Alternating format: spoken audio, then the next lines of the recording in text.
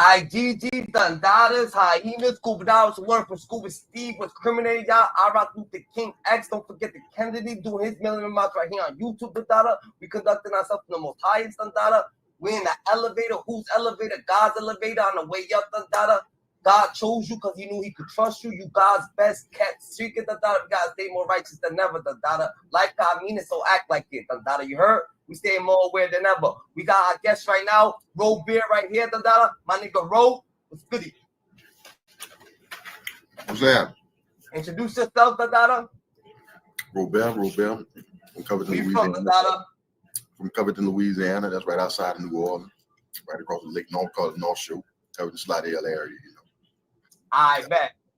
So we get into this little Cuffy situation as before, because we already had you on the show and we was elaborating on what we thought was going on with the Cuffy and the 50 Cent and the Big Me situation. You had a lot of good inputs in what you were saying about it. It made people have a different perspective. You know what I'm saying? Because a lot of people was looking at different perspective online, and you gave us a good perspective on how to look at things, because you did a little bit of time, you did your time, so you're a little bit more wiser. Not that you know what I'm saying, but you know how to read things for what it is.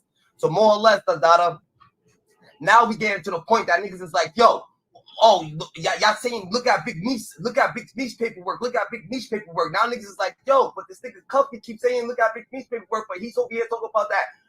This nigga was charged with 2 witnesses getting bodied, and it got dropped with gun charges. Government witnesses, you know.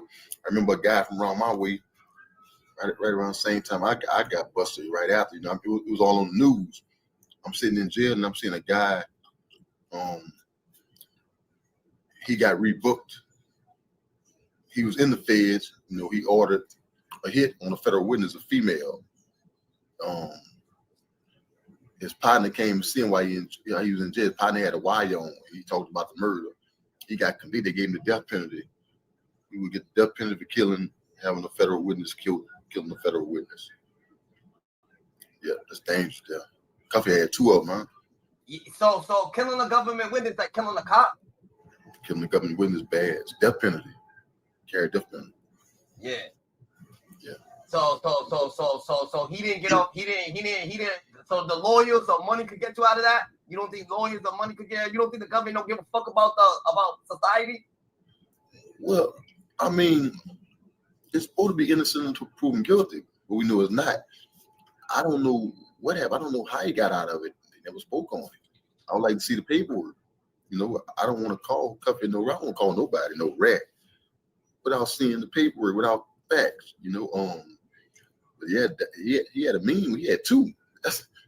That's serious, man.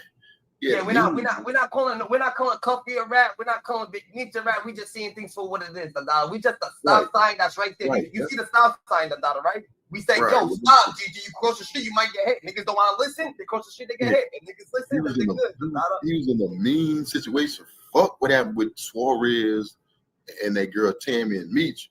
He was in a mean situation. 2 government witnesses. That's different. Mean situation to come out from up under there. They say, how you get less time? How you get less time than Meech, Dundada? No 2 bodies. This nigga only had drug charges. I mean, they dismissed the bodies, right? He some kind of way he took that off of him, right? All right, we're about to find that out right now. All right, let's get to this. Did he get charged with the bodies? He didn't get charged with the bodies because the 2 bodies got dropped. Okay, they got dropped. So he was never charged with. Well, he did get charged with them, right? He did get charged with them. But they got dropped. But they got dropped from I forgot what it was called. But he says it. He actually says it. We could get into that too. Too. How he got dropped. All right. Okay. Excuse me, I gotta eat, man. Big Meech didn't have no violence connected to his case. It was all drugs. You got 2 murders. You got firearms and the furtherance of a crime resulting in death. How you wind up getting less time in the 30 years that they gave Big Meech, man? That's questionable. You feel me? Other than the fact that people say he's been cooperating since 2005. Now, that's speculation. But I found something leading to 2005 or whatnot where wiretap communication before Tammy, mind you, before Tammy Collins and whatever situation he's trying to make a situation. Wiretap the use of confidential sources, confidential informants, and undercover agents, and everything else got Cuffy dead to right in 2005 for selling upwards in the amount of 12,000 kilos to amass about $24 million. How he didn't get locked up on that? Let's take a look at Gregory Griggs' paperwork, man. Gregory Griggs and Brian Collins. They filed to quash the. You see, when you start speaking, when you start talking, you better be 100% righteous. Now that Cuffy's over here saying Big Meech is a rat, niggas is digging into his past, and they want questions now. They want to question certain shit that they thinking that nigga, how the fuck you get off scot free? It's not that you got off. It's how did you get off scot free, Dada. You know what I'm saying? Let me tell you something. See what Cuffy don't realize when he did that with Meech, man. The internet is undefeated, man. Yeah. You don't get on him, especially, and people love mess. I call it mess, gossip. You don't get on him if you ain't all the way right. People going to, they going to look up your background. Wasn't there he was supposed to get on there if he ain't straight, and if he is foul, if Cuffy foul, it's gonna come out. Damn, nigga, he put himself in a big predicament. I don't. Yeah, he put himself. He put himself in a big predicament. He put himself in a big predicament. If you that angry at Meech, man, you let your anger put you. Especially if you know you, man, you should have just left that alone. If you know that you foul, but I don't know, maybe he not foul, but that's what happened. He come up under them two. He come up on a serious situation. He came now. I'm gonna tell you about the situation with that girl Tammy set up him and Suarez, right? When they went to the hearing and she gets exposed by Cuffy, she made him get out the room and they closed the door, closed the courtroom off. After she was fearing for her life. Told the judge all that. That's what the papers say. But after that, once she realized that she's been outed, she's exposed, she immediately shoots to Louisiana, my state, to whoever Meech was locked up there. I think he was the new prison. I forget the name of it, but it's supposed to be real bad, prison at the time. So she shoots up there to try to see Meech, but she couldn't see him. From what I'm reading, she didn't get to see him, so she didn't get to talk to him that day, tell him about what's really going on. Next time she do talk to him, she tell him what's really going on. Meech told her he don't want his name in there. He don't have nothing to do with that. That's probably why she turned her back on him. You don't think she's like, yo, you told me this money, I'm getting back now. I'm not through. Wait. All right. Do you know how that case got fucked up? Tell me. If you read, she purposely fucked that case up. Purposely? She fucked the agent? I think Meech told her, look, make this shit right. What you doing? When she told Meech, she the one fucked that case up. She the reason why that case with them, with Suarez and Cuffy, for them to beat that case. Read the paperwork. She fucked that up. So you saying that she got back? You saying she got back, right? So when she got back, when she got exposed, she told me say, yo, you gotta make this shit right. Yeah, you gotta make this shit right, my motherfucking brother. I'm reading through the lines, and that's what everybody missed. She the one fucked that case up. That case ain't get fucked because she fucked that case up, man. Go read the page. She the one fucked that case up for them to get off on that shit. She backed over and fucked when the fuck up a lot that she had. She ain't never dated. She fucked that case up, and she gave Cuffy's lawyers some information. She went to his lawyer and gave him some information beneficial. She fucked that case up. So you saying that you say Big Meech actually helped him? Did he set him up or did he help him? I think he helped him. I think Big Meech went up to Big Meech, got on her fucking ass. Yeah. And then he'll go, man, you better go do what you gotta do, fuck that up. Remember, she went to Cuffy's lawyers, read the paperwork. She went to his lawyers and gave him information. Yeah. She helped him beat that case. That's a fact. Yes, in the paperwork. They thought it was a mistake. They thought, why would she do that? They thought that she fucked him and she got and they seen the paper and they seen her fucking him by mistake. And like they took the phone, but maybe she purposely did that shit. Maybe she gave him that phone on purpose. Yeah, listen. So she was fucking the police officer. When she went to Meech, right? Yeah. They just say how Meech said he don't want to name in that, he don't want to be in that, for that. But think about the whole conversation. Meech told her, look, bitch, you better make this right. She went to cuff his lawyers, dad. Read paperwork. So why would she go to cuff his lawyers if she want them in jail? Why did she change all of a sudden to get them out of that? So why the fuck is if Cuffy knows Big Meech actually ruined the case? Why the fuck is Cuffy so relentless to say that Meech is a rat when he's trying to say? For one, check this out. I've been in prison. For one, he's old in jail. Most of them old cats would lie to time. Most of them old cats be so goddamn bitter and miserable. For one. For two, Meech out. You know, I mean, now, even though he got his, I feel like he got himself knocked off. He's gonna, I mean, like I told you before, I saw this a lot of times.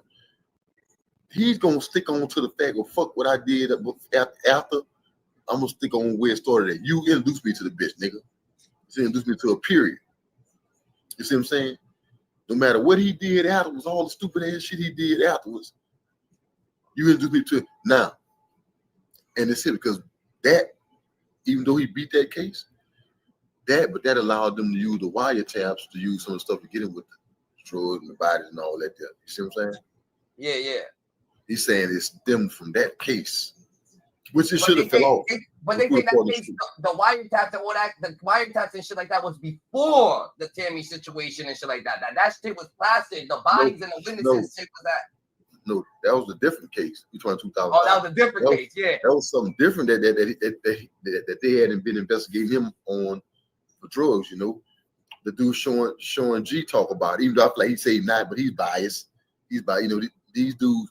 You know, if I'm gonna do this here and deal with dudes' paperwork, I'm gonna do it right, man. I'm gonna call spade a spade. He said he's not biased, but he's biased. You know, I was looking at his day, but shout out to him. Shout out, respect him doing. You seen the video that he put out yesterday? Now that niggas just calling him biased. He's like, yo, if anybody got paperwork on Cuffy, send it in. I'm not biased. Why you can't go get it? You can go get it yourself, unless it's sealed. But they say Cuffy sentence and sentence and paperwork is sealed. So, I mean, why it's sealed, I don't know. But you know, that's a red flag right there. Also, the dude DC Blacks, he unbiased too. Whole face bias, you know. But shout out to all them guys. Shout out to all them guys. I respect what they doing, you know.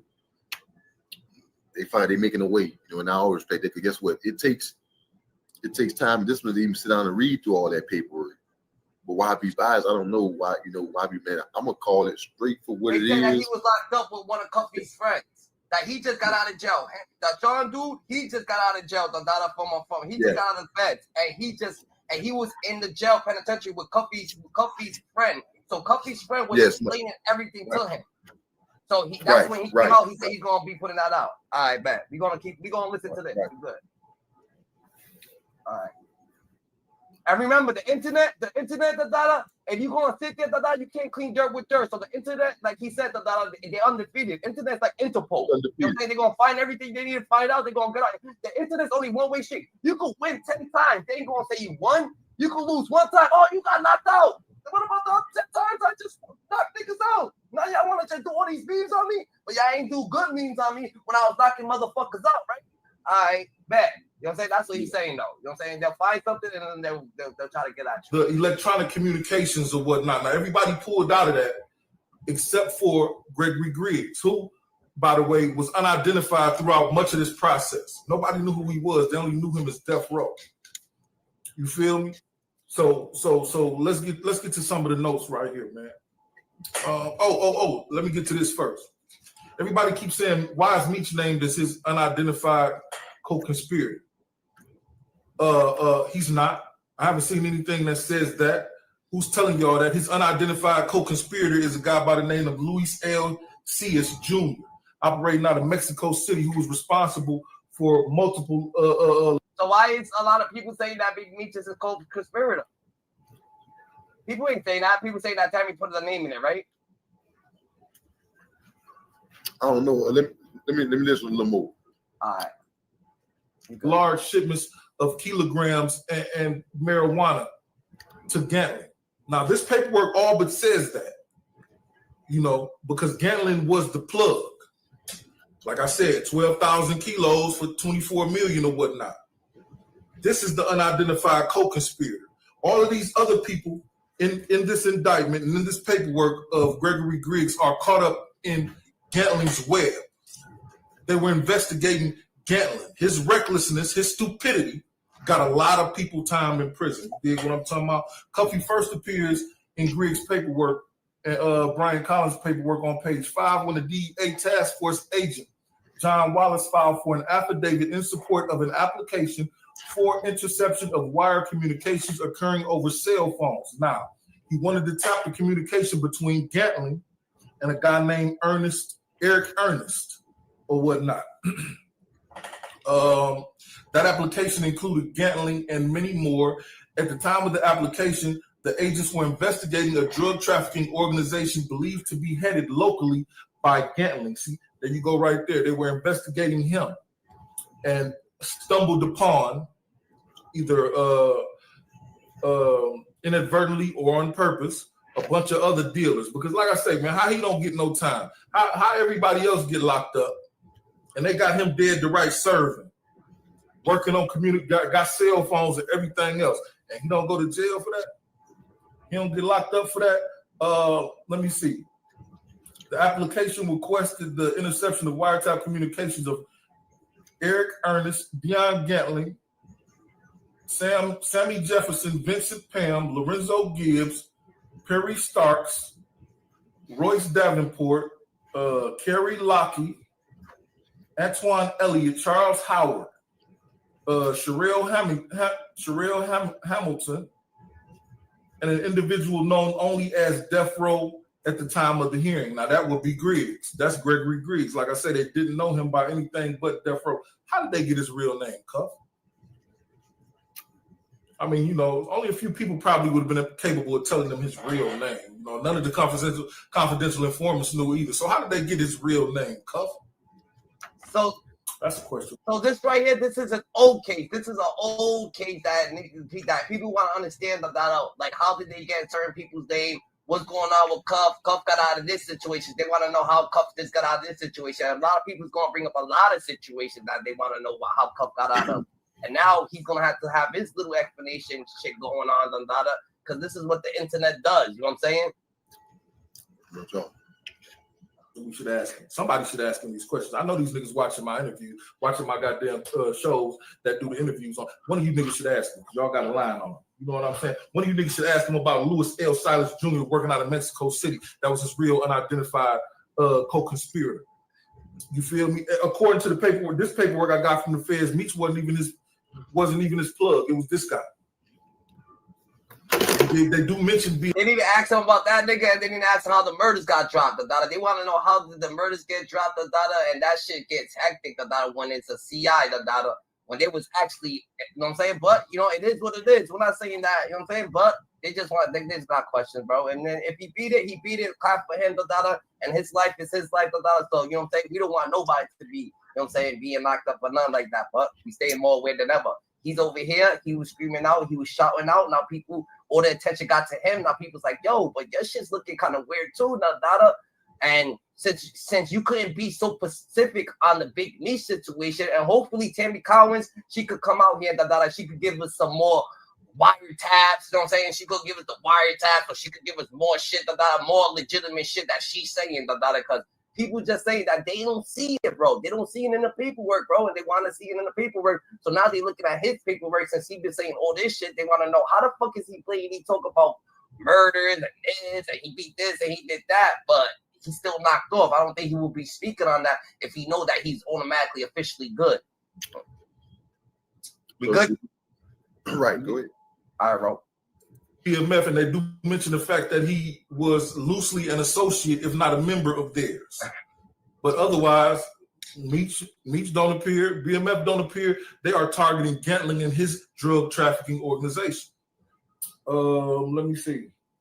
Let me get back to my notes because I got the paperwork right there. like I just said, Ganley was an alleged associate, if not a member of the Black Mafia family drug trafficking organization. One cooperating source advised that between 2003 and February of 2005, that source alone purchased approximately 12,000 kilos, 1,200, not 12,000, approximately 1,200 kilos of cocaine from Beyond Ganley at an estimated cost of $24 million. So, them St. Louis niggas was telling. You feel me? They got a multiple cooperating sources. They got multiple confidential sources in this or whatnot. And they said a lot of whom were ex-drug traffickers. You feel me? So a lot of his people in his organization told. It wouldn't surprise. And they were saying that his organization was most likely. They tried to say his organization was the only ones that was solid. That's what made more niggas look into this. Like, yo, what the fuck, nigga? All right, bet. They are probably the only ones solid. Let's look into that. Ain't like you're gonna go somewhere and find certain shit that just ain't there. You just can't say that. Example, that old five, that the five people, the old black five people, that the people that happen to do that, oh yeah, they ratting, but they're not ratting. See, it don't come out like that. Shit just don't come out like that. So people just looking into certain shit, and now they want to understand certain shit because people is probably talking where they can't get hurt. You know what I'm saying? They probably screaming. Right. They probably screaming. They probably screaming where they can't hurt. So they don't got no voice. They ain't got no connection. They can't get out there and talk to podcasters or interviewers and shit like that. But you know what I'm saying? If y'all watching this, y'all give them, y'all, you know what I'm saying? Y'all let them know that they good over here. They can put their voice out. That everybody's questions, wonders, cries can get heard. Because everybody got their story. But you can't, you know what I'm saying? When it comes down to, this is what it is. When you simply telling the truth, and if you feel like you're doing righteous or someone did malice to you, just make sure that your story is all the way accurate and you ain't do malice back and you ain't condone no dirt and you ain't do stupid shit, because more or less, that shit's not, you gonna throw one lie into the truth, your whole truth become a lie. And you could have been telling the truth. But now that this little lies in your shit, niggas is gonna pick at it. They gonna nitpick it. You know what I'm saying? You was simply telling the truth about the whole time, you would have been good. Because now this was in 2005. He came up under this, right? To turn around and get busted by Tammy. Now he had just come from off doing the bid, right? He did a 10-year bid earlier. And that's before this case. Yeah. Well, he beat this case, right? Yeah. Right. He did a 10-year bid for a case, something that he got knocked for. This is around the time when he connected with Tammy in 2005. I don't know, after or before he beat this here. Oh, all right. Looking at it, he had his own connect in Mexico. He had his own plug, I guess, with cartel. Yeah, the guy, all his stuff was coming from Mexico. I guess when they got on him, I guess when he beat the case, the connect was gone now. So I guess he still wanted to get down, hustle, or whatever, or either Meech knew, or I don't know, somebody, for Meech to be able to not think about it. After he beat this case, the connect was gone. So, but for Meech to hook him up with Suarez, or tell Tammy to hook him up with Suarez, Meech must have knew that even after this here, even after beating this here and getting out of that, Cuffy still ain't stopped. Nigga crazy, man. You see what I'm saying? Yeah. Even after getting out of So that he's not. So Cuffy wasn't good. The connect knew that. The connect that was fucking with Cuffy on this case or whatever the case. They all got knocked. They've gone. Now think about it. He originally started fucking with Tammy in like 2005 or something, maybe give or take a year or two after or something like that.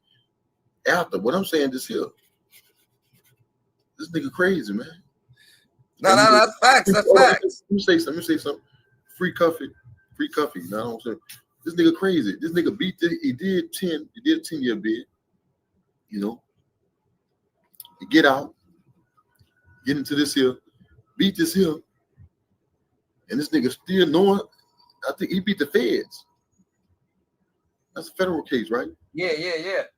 Hold on. Let's keep. Yeah, let's keep. Yeah, I think it's federal. What I'm saying. All right. Ask me if he told on some of them for telling on him. Just tit for tat shit. You know what I'm saying? The investigation showed Eric Ernest to be the closest associate of Sam Jefferson and Deion Gantling. Jefferson would supply cocaine by Gantling, and Ernest would supply cocaine by Jefferson, and perhaps Gantling. Like I said, Gantling was the man. They targeted Gantling. So the unidentified co-conspirator's got to be this Louis L. Silas Jr. dude. You know what I'm saying? That's the dude Gantling was getting the work from. It came down the pipe from him, and he served everybody else, which is according to the paperwork. The affidavit summarized information from 3 confidential sources, some of whom were admitted narcotics traffickers. The information from the source was also confirmed through the use of consensually recorded telephone calls concerning a proposed drugs transaction between the source and Deion Gantling in connection with the independent investigation. Now, when I read the last part, in connection with the independent investigation, I thought about Tammy. But I don't think she was recording anything. I think the detective Cromer was in the car with her one time, and he overheard this and told her, yeah, get him a plug. And this, we got a plug for him, blase, please, woo. But as far as recordings, this shit says the information from one source was also confirmed through the use of. So Tammy was just chilling with an agent, and he just automatically overheard the shit. Hold up, no. That was when he called. No. Yeah, but that was this here. You see what I'm saying? I'm trying to. What he? Because maybe after he got out, that's what he's saying, that he started fuck after that situation happened to drop with the feds and he beat that or whatever the case may be. Maybe this is right. He got out. He went right back to it, man. Yeah. You know, so what I'm saying is for Misha even introduced him as a soiree, Misha already knew that he was back at it. All of them crazy. Like I told you last time. He probably felt like, yo, you know what? Since I beat him, I know they're not saying Misha's locked up, I'm out, so I know I'm good. Or maybe he just like, yo, the way that he put him locked off, you know what I'm saying? He probably, you know what I'm saying, told a little son, or whatever the case may be, we don't know. And he got out, he's like, yo, I know I'm good. BMF got knocked. I remember Hurricane Katrina, right? You know, it tore my area up. So I go to Atlanta, me and my partners. And so we in Atlanta, we see the big billboard, the big mutual on it. So I'm BMF, right? And I looked at it, I said, man, that nigga going to jail. You know, you ain't been following BMF was hot then. You know, they make the video and stuff, but wasn't nothing legal going on. It was bullshit rap shit through the venture, but wasn't nothing legal. You know, so that was in 2005, and Meech fell in 2006 or 2005. You know, that was Hurricane Katrina 2005. Meech fell in 2006, something like that. He fell right after that. In 2005, he got knocked off. Did he? 2005? He got locked up in 2005? Yeah. I thought he got knocked off 2005. I'm saying he fell like right after that. So Cuffy, this case with Cuffy is from 2005 also, right? This right here? Yeah, the case that Yup. So what I'm saying is, so at 2005 you gets hit with this here, whatever, beat this here, and immediately go right back at it. That's crazy, man. And he put himself talking crazy to Tammy. What he was talking crazy about that they heard. What was it? I thought he don't talk to her about nothing. That's what he keeps saying. I don't talk to her about nothing. But the dude overheard him talking about some shit. And what is it that he was overheard that he was talking about? And then this Cuffy, he's like, yo, this nigga just beat the feds. What the fuck? We want this nigga. It don't got nothing to do with me. So now we want this. Who the fuck this nigga think he is? Well, I'm gonna say this here. Being that BMF was so big, you know, BMF was operating in multiple states. I think they wanted him as a connection. I don't think they understood the extent they put in with BMF because they was, you know, homeboy really, but he wasn't even BMF. He was just cool meat. He had his own thing going, but they just put it all up on the BMF banner, you know. But that's wild, man. Let's. No, that's a fact. That's a fact. That's a fact. You make it sense. You're connecting it. You're connecting it. You're connecting it for me, Dada. Everything's you're connect like it makes even a better picture, Dada. Yo, Cuffy is lying like a motherfucker though. He's telling the truth probably, because I don't want to call a man a liar, but I'm gonna say that nigga is bending a lot of things that he's not actually being completely honest with us, because he probably don't want to get his case fucked up. So why are you even talking about it? If you don't want your case to be fucked up, why would you even bring it up? You know, well, guess what? Well, what I'm saying is here, you know, the content. There's about to be some serious content, and you know, like I say, Dog Face and do Sean G, DC Black. You know, if it come out that Cuffy has been how can I say it, compromised, you know, it's gonna be a lot of content. You know, everybody, and they gonna make some money off of it too, because you know, I want him to explain that story there.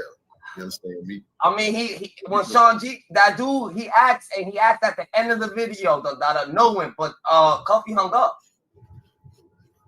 Because all Cuffy's interviews are that like, yo, the federal prison, like you got like a minute left.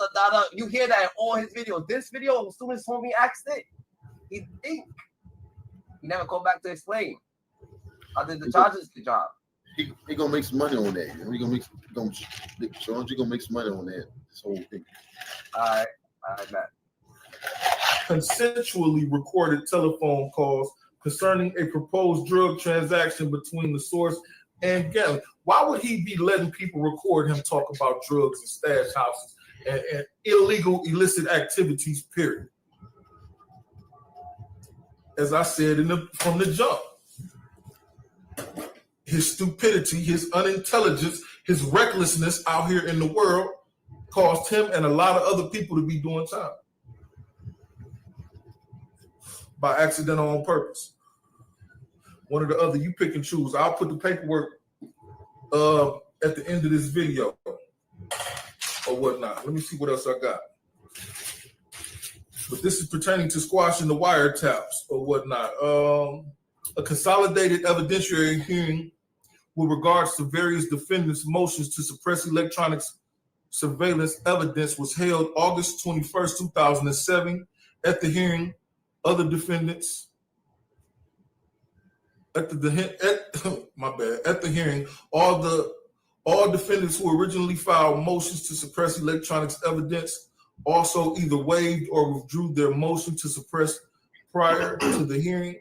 The motion of defendant Griggs, therefore, is the sole motion to suppress electronic surveillance still asserted in the case. So he stood tall on his. He wanted it out of there because without the electronic surveillance they got from surveilling Gangling and all of his dumbass activities, they wouldn't even have dude. Furthermore, they didn't know his name or where the residence the stash house was. That's what I need. I need to know how they figured out where the stash house was and how they figured out what Death Row's real name was. In connection with their investigation, DEA agent John Wallace filed for an affidavit in support of an application for the interception of wire communications occurring over a cellular telephone subscribed to by Erlene Ernest and believed to be utilized by Eric Ernest. Now I'm going to go to page 5.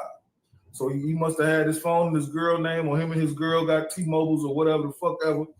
The one thing that they did say about the Gangling cat was that he was very, him and his brother, I guess Duran, were very, very tech smart. Let me see. The investigation also revealed that Gangling and his brother, Duran Gangling, possess a high level of sophistication with respect to the law enforcement's techniques involving electronic surveillance. Consistent with their efforts to avoid detection, Gangling, Ernest Jefferson, and other subjects took care to limit access to cell phone numbers and their communication devices to other members of their organization. As evidenced by the fact that confidential source had limited knowledge of the cell phone numbers being utilized by the subjects. So they said he switched phones every month, and he only used the church setting. He would use Nextel Boost, and he only used the church setting on the phone and whatnot. But even with that, evidently that's not good enough if they were able to intercept I was back in the contact between Gantley and Eric Ernest. So I don't know. Gantley's name appears in Ernest's paperwork 12 times, though.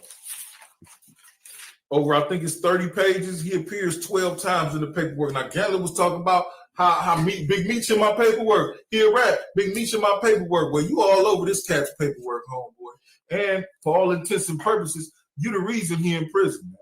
You the reason they got hip to him. You the reason they got hold of him. You probably the reason they know his name ain't Death Row and it's Gregory Griggs. But that's up for debate. And that's what we're doing right here. So all I got to say is this. Peace to the 5% nation of gods and earths. Until we meet again. Yeah, slandering me, Sadada, and we ain't saying what you saying ain't right, or we ain't saying that it's wrong, Dadada, but we just want to understand, Dadada, are you that type of person that just slander people's name, Dadada, do what you want, Dadada, just, and then you just don't stand on business, you know what I'm saying? So you just out there just living life just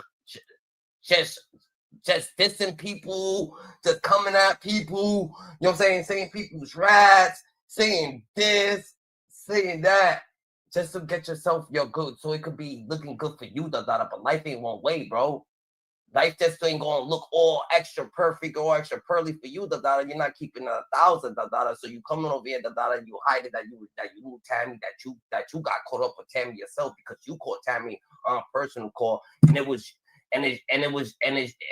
you that actually called Tammy on a personal. It was you that actually called Tammy on a personal phone call. So you got yourself in a situation, and now you want to keep blaming people and blaming Meech and blaming others, Dadada, but you gotta worry about your own thing. So we just want to know, are you just that type of person that, because there is some niggas that just don't give a fuck, Dadada. Slap a nigga over here, do this, do that, say that this nigga ratted on him, say that this nigga ratted. I know a nigga right now ratted on like 10 niggas riding around with little niggas on the other side of town, nigga, not where he's from, Dadada, saying that other niggas ratted on him, but he's the one that actually ratted got, and that shit gets crazy. So we know there's some dumb type of niggas, because I seen some type of niggas come across just recently, like, yo, what the fuck is this nigga? What the little niggas, Dadada? And they actually think that he's a gangster, Dadada. Two niggas come over there and have to slap people up, Dadada, like they, but that's not how life works, Dadada. It's not like we gonna do it. I'm not talking about me. I'm just talking about righteously, Dadada. You know what I'm saying? You're living that life. Evil always interact with evil. So more or less, Dadada, the things that you're looking for, the things that you're doing, you're absolutely find them, Dadada, if you're looking for them. That's just what it is. But Cuffy's out here, he's just automatically blaming me for all his mishaps. I feel like maybe not. What you saying? What you think, bro? Say my internet went out. Just not. I need you good, Dadada. Yeah, you good. We keep it 1,000. You good. I got you covered. I want to see what do about the So they had that hearing that's on that paper in 2007. So they was already busted, right? Yeah. So my thing is, so he did. Big Meech was in jail, so he failed too. He just got out. Cuffy just got out. Yeah. On that one, you know. Go ahead. And Cuffy was still going crazy though. He was still going crazy. What's poppin', Miraculous? What up? What you doing, Dadada? Everything is good, man. Peace and love. Facts. That's hey, I'm gonna say this. Go ahead. You got your input? Yeah, Puff definitely was that nigga now. I can't lie. But from beating the fast twice, you already know, don't say nothing on the phone, don't talk on the phone. Like, if I already been in that situation, not once, but twice, and did a 10-year bid, yo, I don't care who you is, I ain't saying nothing on the phone, period. Why do you Yeah, think why you think he's moving so loosely? What makes you think that he could move so loosely like that? That he feels like, and why do you that people thinking that he actually been telling? And if he was telling, you don't think that that he already would know extra things about the feds and Tammy and all this other shit? I don't think that's why he was moving like that. And I'm not seeing no evidence of him telling yet.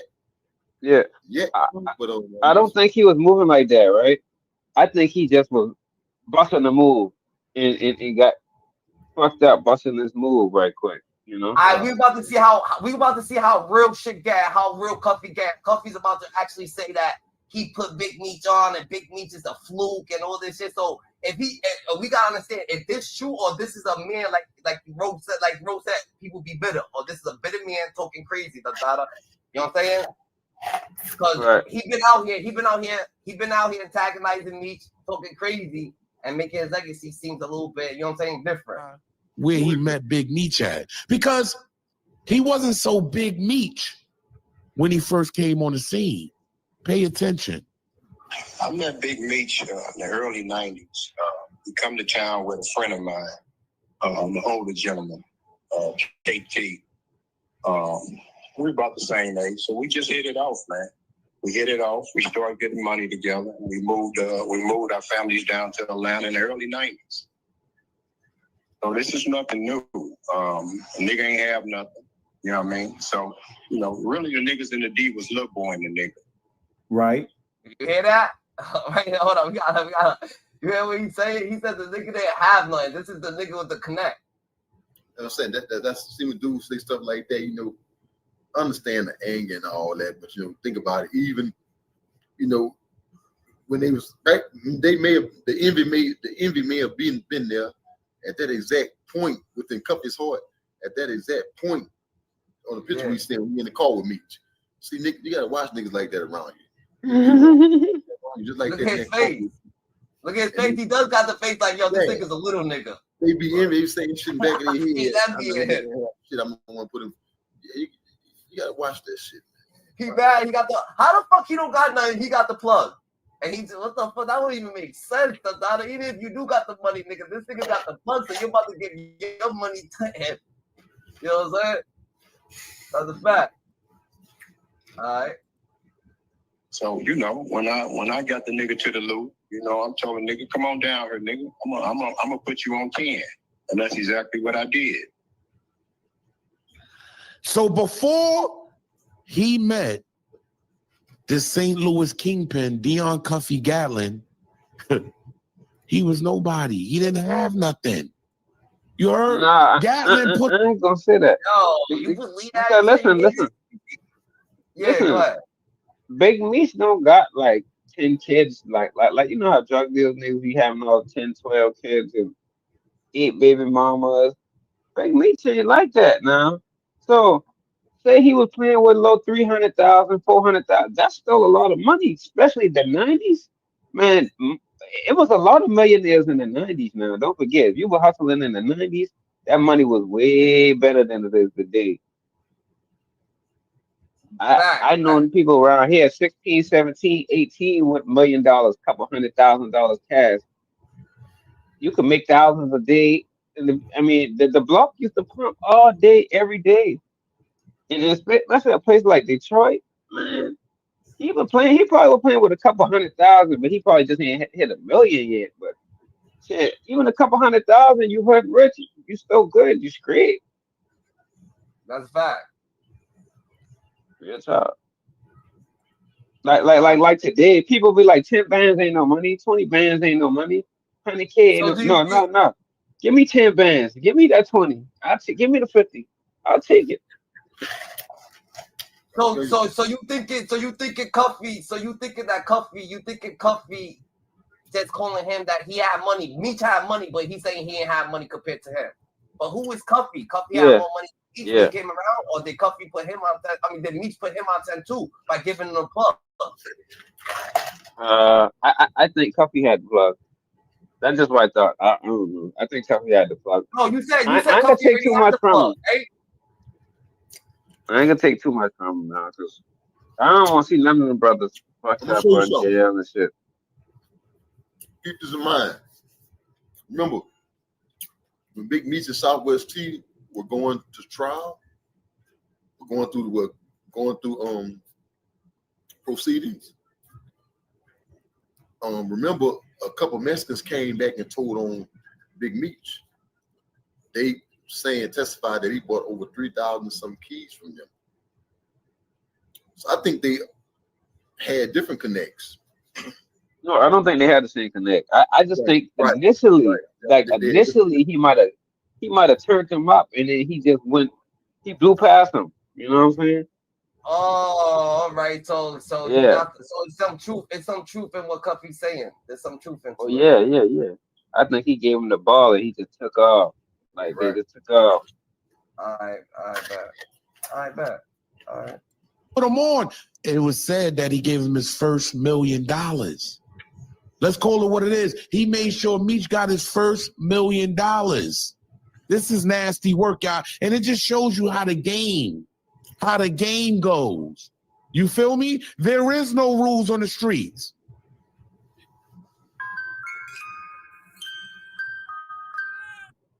Ain't no rules. There's rules in the streets, but people don't follow them. So yeah, first rule of the street. For the taking, believe me, you will be taken. Because he tells a compelling story. Meech wasn't like that. Yeah, he was broke. He wasn't like that. They was doing him dirty in Detroit. He ain't done yet, y'all. Pay attention. No, the truth is, no, he was never that type of nigga in the D. His money didn't come out of the D. His bread came out of the loot, And the real reason why the nigga ran down south is so that when he did get on, he didn't have to show that real love to them niggas, them PA niggas who held him down forever. Right. Ain't that something? I gotta be real. It's showing me the character of Big Meech. You heard? Can we simply just believe? Can we simply just believe that though? We can believe that. Think about this though. These ahead. niggas went state to state, putting niggas on. You know what I'm saying? Yeah. So Right.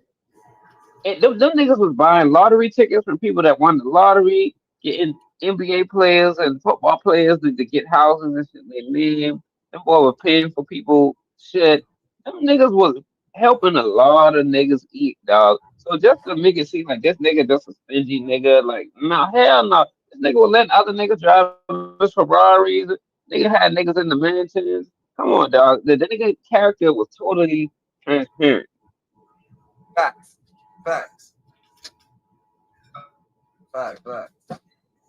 He was grimy. He was just like anybody trying to get to the top. Hey, look. So they mad at him. They mad at him because he's playing their game. They trying to say they've been playing this game. He's been having to connect. And when he meets Meech don't got too many buyers, but he meets Meech finds his connect, and like you said, he blows by him, so he starts, buying off Meech. Maybe they was getting work from different places at once, maybe he started buying off Meech, and that's when jealousy occurs. Man, listen. I don't know if he was jealous in the beginning because they go back so far, and the money was so plentiful back then. Right. But I don't think he was jealous in the beginning. No, I ain't gonna say he was jealous of me. But there's some people that got the money and the love. You know what I'm saying? Both of us can have the money, but if I got the love, you will probably hate on me. Like if you got the money and I ain't got as much money as you, but I got all the love, I'll be the one that's getting hated on. You know, because everybody just love me, everybody just fuck with me. You know what I'm saying? So you feel like Meech was been getting hated on from the beginning though? No. Like I don't feel like that. I ain't gonna paint that picture. I ain't gonna paint that picture on Cuff. I'm gonna give him a fair trial. I'm gonna give Cuff a fair trial because he is coming back to the internet and he is speaking his portion and willing to straighten shit out. You know what I'm saying? So I ain't gonna say that. Big Meech, let me tell you something. Big Meech is a charismatic person. He know how to deal with people. You know, although I be saying, you know, he's stupid about some of the things he did happen with this stuff with Tammy, but you look at him, he has a gift. You know, anybody can't take and open up shop in multiple states like that. Can't move. You know, I don't care even who you meet to do it for him. You have to have some type of, you know, charisma or people skills. I mean, superb people skills to be able to operate with these dudes, you know, from different areas, and they stay solid with you. And no murders. You know, nigga gifted now. No murders, no violence. Yeah, no, none of that. He need to realize that himself and say, fuck all this shit. He got a gift of dealing with people, man. People attract to him, like the way he socialized. You know, he probably can Cuffy. I feel like Cuffy sounds like one of them niggas that automatically hating, that just start hating from like you are. I'm not saying he's a hater, but he does sound like someone that, you know how you get too big, you move out the hood. Oh, this nigga's a bitch. You don't live in the hood no more. Whoa, nigga, the fuck? Can you move out the hood? Oh, I'm too big for my state. Oh, I'm too big for my state. If I stay in my state, I get locked up, so I have to leave. So, because I gotta leave, I'm a bitch, because I gotta leave my state. Oh, damn, but niggas is after me. Niggas is after you anyway. You getting too big. Niggas don't like you. Jealousy occurs. They see you here, they see you here, they see you there, they gonna try to kill you. So you try to leave your state. The best thing to leave your state. That's the best move to make. So since he said that, I feel like that's a little like stabbing or like punching them like a little bit, because that's what anybody would say. That's just trying to paint a perspective of some ignorant ass nigga, because ignorant ass niggas gonna move on that. Oh yeah, he left his state. That's what it is. I bet. You know what I'm saying? But that's not what it really is, you know what I'm saying? It can't be. Yeah. If you and he's coming to you and you up and he's up, so y'all both up. We gotta just paint the picture right. You know what I'm saying? You gotta be up. I think the envy came when Meech was passing Cuffy up. I strongly believe that. Facts. And you can hear it in his voice. I'm gonna use you and you until I get to where I gotta go, and then I'm gonna cut you off. Yeah, he tells a compelling story. This is crazy, y'all. I ain't gonna lie. He met this man since '93. He been riding with him, getting money. And that's another thing. When you meet people, motherfuckers think that you're supposed to stay with them. Nigga, how are they? The same way I met you, I'm going to meet more people. So this is just a team. Maybe Meech was on a road just moving. He's like, yo, I met you, but my plan is to meet more people and meet more other people from state to state. My plan wasn't to just stay here. And you think that we besties, that we make all this money, but I gotta go. I gotta go meet more people, and some people get attached. You know what I'm saying? Some people get attached. So we can't say that either. Like he's using people, cutting people off. If he's giving you what you need, and just moving along. All right? Money with him, teaching him the way how to get to this bag, only to be set up. You heard? Which I think comes with the game. A lot of us don't. It comes with the game. It comes with the surrounding. It comes with what's going on in the world today. This ain't nothing new. He ain't the first one to be set up, and he won't be the last. Pay attention.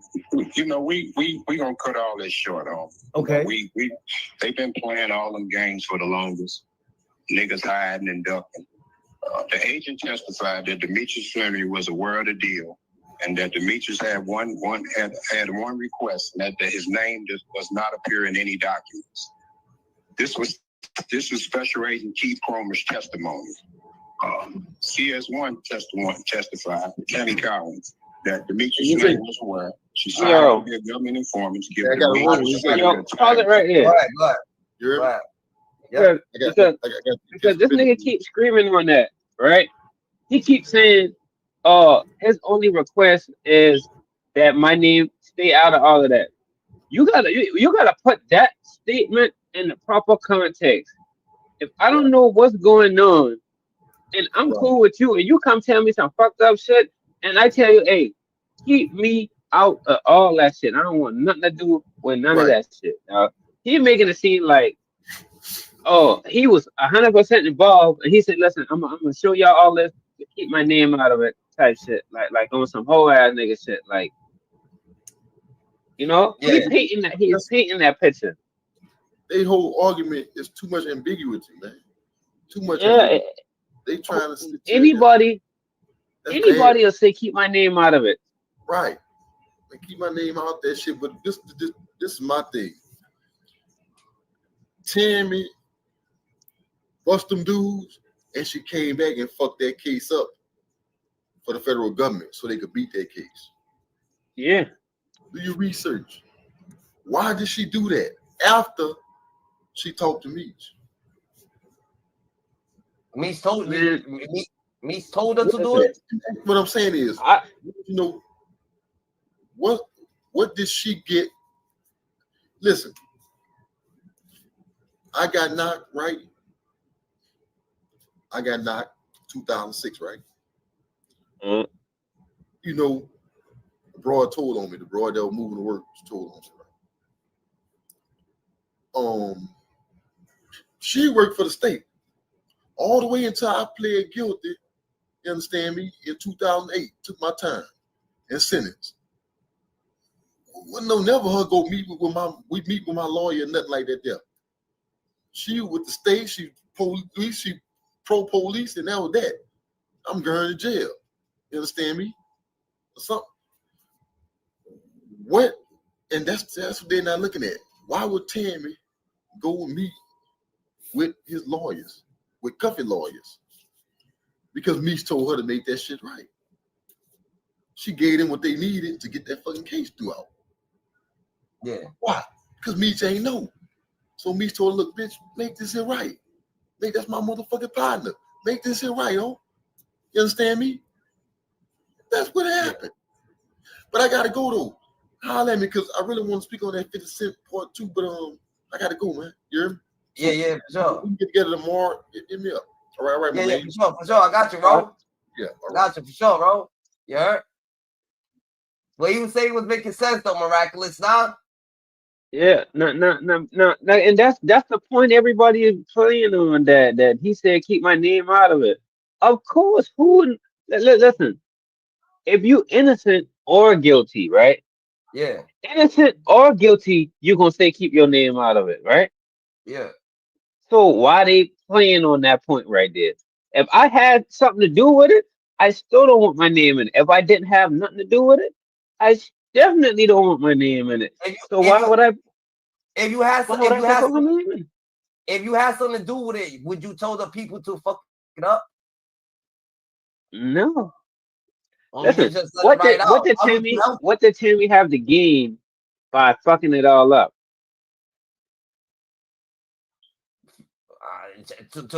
Meech told her to. Now this another thing now. Locked up, but you better fix that shit. This another thing now. I'm not exactly sure how that went down. I swear I was listening to Cuffy one time, and I think he said that they hired a private investigator to find that info out about Tammy and Keith Cromer Facts. and their dealings. But also check this out real quick. When you're that big in the game, you look at American gangsters like Frank Lucas and all of them boys, they all had paid dirty cops, dirty DEA agents, dirty FBI agents. They all had them people on their team, bro. Feel me? You need them people to get the shit in. To get stuff in, to find out what they talking about, to find out if you being investigated. You know what I'm saying? Yeah.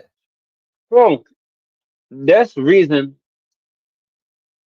why Meech could be talking to a DEA or informant or But when they doing that, maybe they not. When they doing that, they're not giving information on them. They trying to say that this lady been or she already been a CI because she got the Terry White dude knocked off. and she could have went bad on them. She could have been telling, but not necessarily on y'all. She could have been telling on these niggas and giving y'all the info on these niggas right here. But she could have switched up. We don't know. We don't really know what happened with her, and we don't really know. But the way that Cuffy sounding, Cuffy is sounding a little bitter. He sounding a little bitter. Oh, he definitely bitter because he just blaming him. He just blaming this man for everything. It ain't really like that. Like you have multiple opportunities to not go down, bro. Facts. All right. Like that. She had the courtroom clear it out. If you go on Pacer, pull my docket sheet, you'll see where CS1 requested that the courtroom be closed. We sent Big Meech certified mail. Big Meech set me up, and Tammy set me up with the sting in 2013. That's the last time I've heard from them.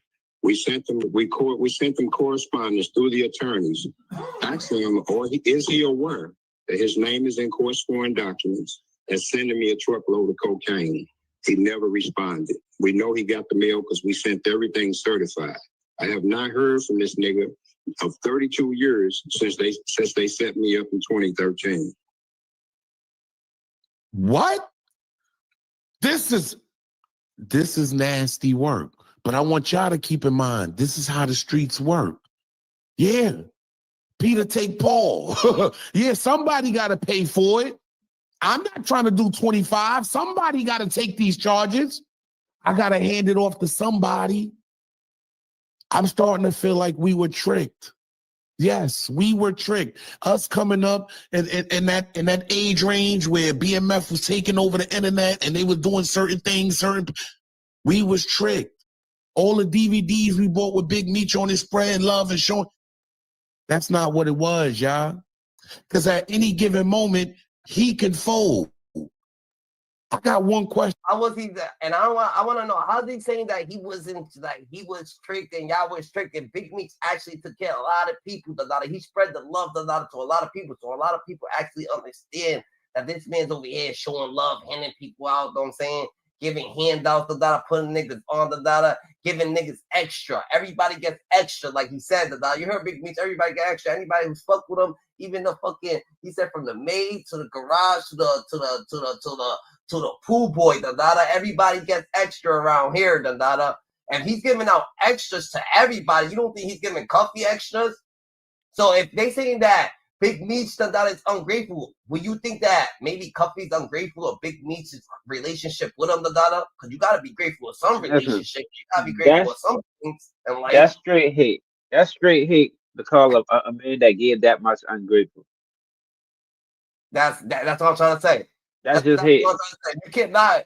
By the way you talk, by the way people talk, you can understand what people's lingo is, and you can understand, like, damn, what the fuck are you saying? That don't even make sense. What you saying, it don't coexist with what's happening, GG. You know what I'm saying?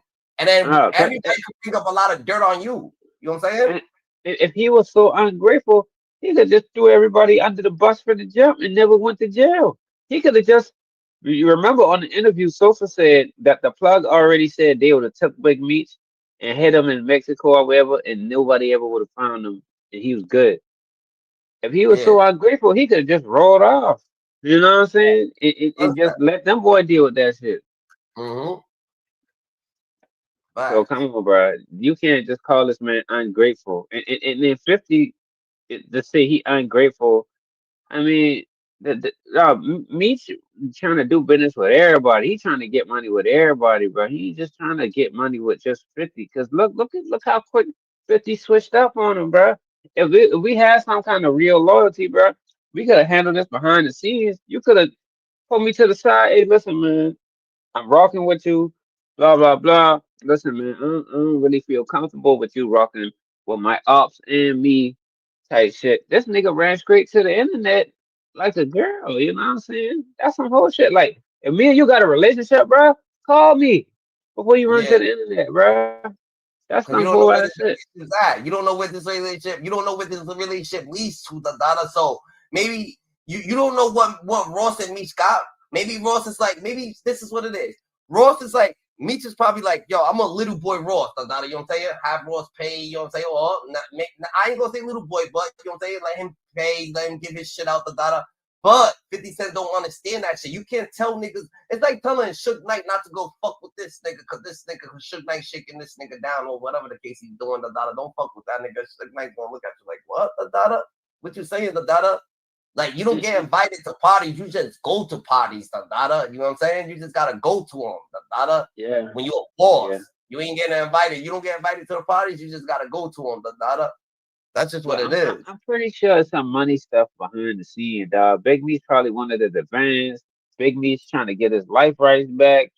All that, bro. So it's more than just a picture with Rick Ross, bro. Like, we gonna savage the whole BMF shit for an Instagram post that didn't even hurt nobody. Come on, bro. But in facts. But the data, you gotta think about it. That, Is it and, really? and people talking about loyalty, bro. Loyalty, they misrepresent loyalty, bro. Loyalty comes down to when this shit hit the fan. Is you gonna be loyal or you gonna fold? Like, ain't like Big Meats folded on 50 Cent or nothing like that. Like to say the niggas are ungrateful, unloyal. How you mean, bro? I'm just trying to get the bag, bro. I'm trying to get the bag, so I ain't gotta keep asking you for the fucking bag, nigga. Came home for doing 20 years. I'm trying to get every bag I can. Every nigga that got love for me, I'm trying to get a bag. Like, yo, throw me 500, throw me 100, throw me 1,000, 10,000, whatever. Throw a nigga something. Let's throw this part. Let's get it. I'm back. That's a Come fact. on, That's a bro. fact. And So he knew 50, that. 50 Cent, 50, but they trying to say it's a money thing. It's about money, bro. That's, you gotta understand that it's about money. They saying that this is what they saying, that 50 Cent ain't a friend. That he ain't a friend because a friend would have came to Dada and hooked them up. The Dada, they would have hooked them up. They know that he can't get money from his own series because if you in the fridge, you can't get money of your own series, Dada. So Little Meech is the only thing. He only got the life rights thing. So he's saying that, yo, if you a real friend of Dada, you would hit him up if you know he's hurting. So since you didn't hit him off, he gotta go over there and fuck with Rick Ross. You made it no choice for him to go over there and fuck with Rick Ross. You know what I'm saying? Of But course, right, bro. the Bro, 50, but still, Ross got the song with my name in it, dog. You know, when Rick Ross performed that Blow Up Money Fast at that concert, that shit was gonna go stupid, bro. so why did Southwest T take a picture with Supreme Son as soon as he got out though? Like you could take a picture with anybody, but you're taking a Oh, picture with Supreme Son. man, I don't know. I don't know. I know Preem Son be trolling 50, but at the same time, bro, even Preem Son got a point. Like, bro, 50, you ain't like God, nigga. Like, bro, niggas get money. Like, just look at this. The whole Gucci Man Jeezy situation, bro. Them niggas was beefing, and people still was fucking with both of them. You feel me? Yeah. Same thing. And nobody, I don't even know why Rick Ross and 50 Cent beefing anyways. Like, for real, for real. Like, I don't know why they beefing. Y'all done seen each other a million times. Y'all ain't fought. Y'all ain't did nothing. Man, fuck y'all beef, man. I'm trying to get this bag, dog. Nah, but look at he's not God. But if you know for sure that he stopped fucking with his own son, will you take the picture with that same nigga that he stopped fucking with his son for? That's his fresh blood. That's his kid. That's So check this Kingpin. out. Check this out. What if Big Me took a picture with 50 Cent? Then what? What do you mean? How, how you think 50 would have act if Big Me took a picture with his son? With his own son? No, with 50 Cent's son. Yeah, that's what I'm saying. I don't know. He Oh probably yeah. acted. He Probably probably would acted act the straight. same way. Bro, this nigga burned his baby mama. No, this nigga burned his baby mama house down. Yeah, yeah, yeah, Yo, this yeah. nigga, this nigga, you know, the nigga's a bitch, man. Damn, GG. Like that. It's like that. That's how you feel it? That that's how I'm feeling, bro. Because I ain't trying to stop the next man money. You Yeah. trying to stop everything this man doing? Like, come on, bro. And you trolling the son. You trolling a 24-year-old kid, bro. Like, and then you going and fucking with the other little dude that Low Meech was talking about, Skilla Baby or whatever. Mm-hmm. Go ahead. You know? What's Yeah, Skilla yeah, Baby? like G Breeze said, bro, you really think this nigga give a fuck if 50 was beefing with Ross or like deep into that shit? Like us, like we sitting home on the internet looking at these shit all day. Meech ain't dog, we barely heard much from Meech while he was locked up, bro. He ain't looking at the same shit we looking at. I tell you that much. Nah. This You think man he's happy looking to at all be this home. fucking all the gossip and all the bullshit, This But man look at, happy to be home and he trying to get a bag, bro. That's but it. but but we can't skip over that. Why did Southwest T take the picture with Preem Son? Not that he thinks he's God. It's just like he's weird for Because some they've reason. been saying that 50 wouldn't like breaking off the bread the right way. Like them boys kind of had a problem with that bread distribution and shit with that whole show shit, man. Yeah. So Yeah, they bro. so you right though. So they was mad they was mad about the money cut, and they feel like 50 Cent they didn't look out the dollar. So do you think they got the right to feel that way? The dollar they like, yo, that's not a friend. You're not a friend. You I used mean, to. they to a degree, yeah. But understand this. 50's a New York nigga, man. No shots at New York, but bro, New York niggas kind of different though. Now, niggas saying that niggas forget that Big Meech is a Bro, real street nigga. but He don't pay attention to that shit. that's that's like internet gangster. Well, I ain't gonna say 50 corporate now, man. 50 is, you know. I just saying, dog. New York niggas is different, dog. That's hustle city. A nigga will hustle your ass straight out of everything you got. If you ain't on your P's and Q's, nigga, you gotta put your wallet in your sock when you go to New York, bro. Nigga pickpocket you and come on, bro. This New York, bro. New York niggas is So you feel come like on. 50 Cent was trying to little boy, little Meech, the dollar. It's obvious he trying to low boy him. Look at how he act. Look at his moves. Look at how he doing. You ain't trying to get a man zero respect. Like, come on, bro. And then Yeah, you teaming up. You teaming up with informant. The goddamn. That mean you will go the extra mile to sabotage and troll, bro. You team up with the whole informant. I damn, don't know, bro. I think 50 got to deal with the feds, bro. I ain't gonna lie to you. damn, done. You feeling that way? I'm riding with Meats, dog. I don't care. I'm biased as a bitch. Fuck 50. I'm riding with Meats, Bias? nigga. I'm riding with Meats. I feel I'm it. riding with Meats. I like to ride with the underdog. Bet that, bet that. All right. So Cuffy. So we were talking about Cuffy. So what you feel about Cuffy and the me situation? Cuffy, mad. He got fucked up. So now he trying to say, man, you introduced me to this broad. But yeah, you fucked the broad. You did all this with the broad. You riding in the Bentley with the broad. You pillow talking with the broad. Probably raw dogging the broad. You know what I'm saying? We don't know if Yeah, that was the first deal y'all did. We don't know what the hell y'all was talking about when it was just y'all two together. You know what I'm saying? yeah, You probably pillow talked on me. You know what I'm saying? I don't know. That's how that shit go for real, man. yeah. Fact. All right. Question, y'all.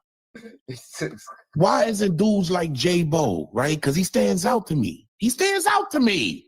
J Bo stands out to me. One of the most stand-up individuals in BMF. Why isn't he saying anything? This was like Meech's right-hand man. You heard? Why isn't he speaking up for Big Meech or just saying this ain't true or something? And the sad part about it is J Bo is from St. Louis. You heard? Hey, He's check from this St. out. Check Louis. this out. He's from that BMF faction in St. They Louis. put J-Bo in the trunk. No. In St. Louis, they put J-Bo in the trunk more than one time, I believe. So Who this what did? they do. Whoever in St. Louis, bro, All right. they were trying to tell J-Bo, you can't hustle in St. Louis no more, bro. They were like, yo, you sell another brick or whatever, bro, we gonna kill you and all your family, bro. So this is shit they used to do. Put J-Bo in the trunk, call Big Meech, hey, we need $1 million if you want J-Bo out this trunk type shit, you know?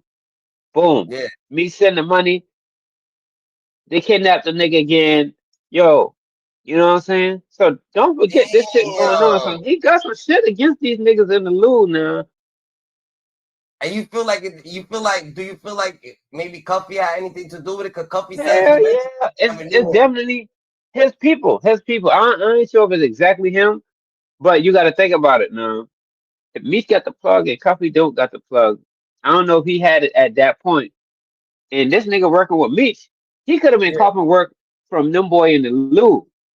You stop copping work from the niggas in the loo and you fucking with somebody else. When you got a plug outside of niggas, see niggas like the low boy, and niggas like to know how much you copping, what you copping, who you copping from. When yeah, you don't need them niggas, that's automatic hit. You don't need them and you pumping and you know, and yeah, yeah, because listen. the people that's coming to them going start coming to you. And now you like, man, what damn, what's up? This man ain't hit me up. You ain't trying to get no work. Like, what's up? Where you getting the work from? Okay, we gonna see about this nigga. He ain't telling nothing else. So That's this how nigga that has, shit goes, right? yeah. So this nigga been doing Meech dirty. I don't know if he did me dirty. I ain't gonna say that. Nah, we I'm gonna can't give say him a that, fair but we got, trial. but it I said gotta be heard. St. Louis. Louis. Yeah, Somewhere in St. Louis, they put J-Bo in the trunk. Beach had to pay the ransom to get the nigga. But I'm thinking this was some kind of recurring thing. Like when they fucked up or whatever, they could be mad. Beach ain't want to give them the plug. All right, fuck it. This nigga selling your work out here. We kidnapping this nigga. Send us $1 million. Send us 100,000. You know? yeah, yeah. Now that's some That's grimy shit. That's that's grimy some grimy shit. shit. Yeah, it get wicked. It get wicked. So now we can understand how it's actually going. Yeah, it gets wicked. Well, He's like, yo, fuck Cuffy. he has a few words for him also. Pay attention. You know, I never knew J-Bo. He was cool with my little brother, Magic or Wani. He passed on the first BMS indictment. He passed in USP Atlanta from an asthma attack. Got you. So I never knew J-Bo. He was always one of the little homies. But that's a hell of a question, man. When he got home, I think around 2018, I personally told him what the nigga did to me. Right. And the nigga exact words were, man, you sure, You sure, big homie? I said, listen, man, I'm telling you the nigga bad news, homie. This is what I'm telling you, man. So the nigga parted with me with these words with that, I got to holler at the homie, man. He got to explain this shit. My words to him was, nigga, how can you explain this shit, homie? How can you explain this shit? So I never came out until 2018, right, until I got black and white. See, I never knew this nigga roll. I never knew this nigga roll until 2018, to the French hearing. Nasty work, y'all. And I think very soon we are going to get every detail of how this actually went down. Yeah, we getting. So she gets a little bit wicked than that out here, than that. You know what I'm saying? But Cuffy ain't all the way clear, than that. So you know what I'm saying? They try to put a lot of mustard on Big Meech's fucking. Yeah. Big Meech's jacket, that they try to be biased, that they push an agenda, that so Definitely. we can't. So we don't understand. We don't understand that they honestly honest. Now this man right here, he's trying to say send the paperwork, prove that Cuffy's a snitch or some shit like that now. Because he biased. He biased though. Dog is biased, bro. He trying to make it seem like he ain't biased, bro. He team Cuffy, bro. Yeah. Now he's trying to check say. this out. Check this out though. That's what people ain't realizing, right? Yeah. I don't know how much people on this live, or even you, have you ever sat through a trial? Have I ever said yeah? Not really. Nah, I never sat through a trial. Okay. Niggas hate court. I sat through a whole trial. I sat through a murder trial. My cousin had a murder trial. The trial was damn near like 2 weeks, bruh. And this whole trial shit is like a damn movie, bruh. So like from the defense, right? It's their job to paint this picture. You feel what I'm saying? It's the defense's job to paint this picture that this is what it is and it happened this way. You know what I'm saying? That's their job. That's why everybody is getting the bias. Say Big Meech was in that courtroom and he had a lawyer fighting for him. They would have been painting a totally different picture. But since it's just only Cuffy's defense, Question and Tammy, they're painting the picture so they can get this nigga off. You feel what I'm saying? It's not actually fact. You're saying it's not written. I mean, it's some of it is facts, but it's supposed to go a certain way. Like, yeah. And I'm asking the lawyer questions at the trial, and I'm like, so why don't you just say to the jury, yo, my client is completely innocent? And he's like, well, we don't have to say that he's completely innocent. We just want to say you can't prove that he's guilty or that there's some doubt. You know what I'm saying? 'Cause when you trial, you gotta have guilty beyond a reasonable doubt. You just gotta create that reasonable doubt, bro. You know, Yeah, this right here is definitely a reasonable doubt. This was a trial. It's definitely a reasonable doubt here. You know, yeah. And they creating so that. That's what they creating. They creating the yeah, visual and everything. So that's niggas, what that's their job. That's why their questions is the way it is. And that's why they keep attacking this certain point. You attack this, you attack that, you yeah, ask this kind of question. You don't let them say this. You interrupt when they say this, and then you ask them the question in a different way. Right. They got my cousin locked up for a murder. The girl, his wife sunk him. GG's, them daughters. What's good? We got Juju. She's up to speak about Tiana Trump. Exhausting. And then you got Juju. There's the sis right here. This is our little sister. She's speaking about Tiana Trump. People in there, yo. Type on the comments. Let's get some comments going. The daughter, say something if you did. They're horrible. But the only people that I want anything about is my brother and my friends and my brother and my So you talking about sister-in-law. Tiana Trump. Yeah, Yeah. that's what I'm talking about. Tiana Trump. Hello, it's me.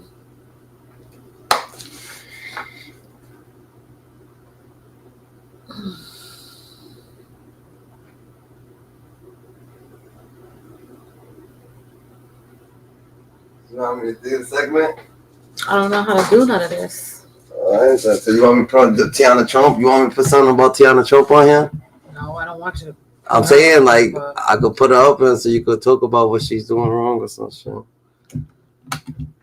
It was surviving of Tiana Trump, Alright. to be honest.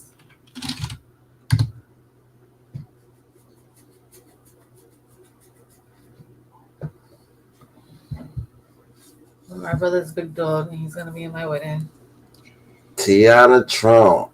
And I am getting married to Centt. And you get married as well. We could have put a that's what you wanted to talk about. We could have talked about that too. That's what I'm saying. I'm saying you could talk about you could talk about getting married to Centt. I could have wrote a whole thing of you getting married to Centt. Yeah, this politics shit. Tiana Trump.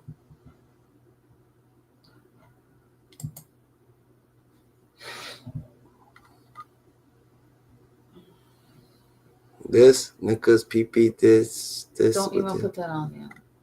Go to the video. Oh, right there. Go up. Let me see. Tiana came to my room. Yeah. Right there. Who's Tiana Trump? A porn star? Just click it. That's the porn star? I guess. What the fuck? Why would you even? Who the fuck? Who the hell?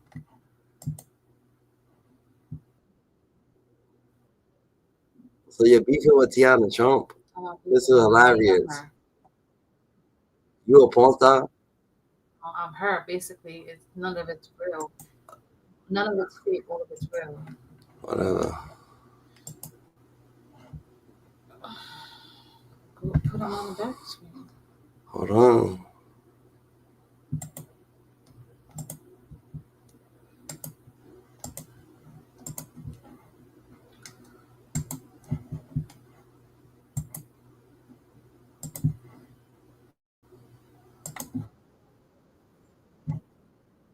Can't see the surprise. Wait, stay right there.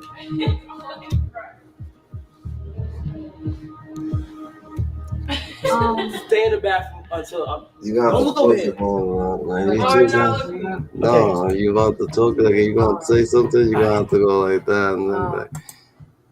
Okay. And then speak your shit, but So yeah, that was exhausting. see you touch your top to What do I do? You gonna see? No. Too bad. I don't know how to It's do mad. So you go here, you go like that, and you can press play. But if you go on talk, you're gonna have to just speak. But since we're gonna have to You want to do that now? We're not doing that now, Dundada. Like, go your ass in the room with fucking Harry. Why? Cause I was playing a Segi anyway.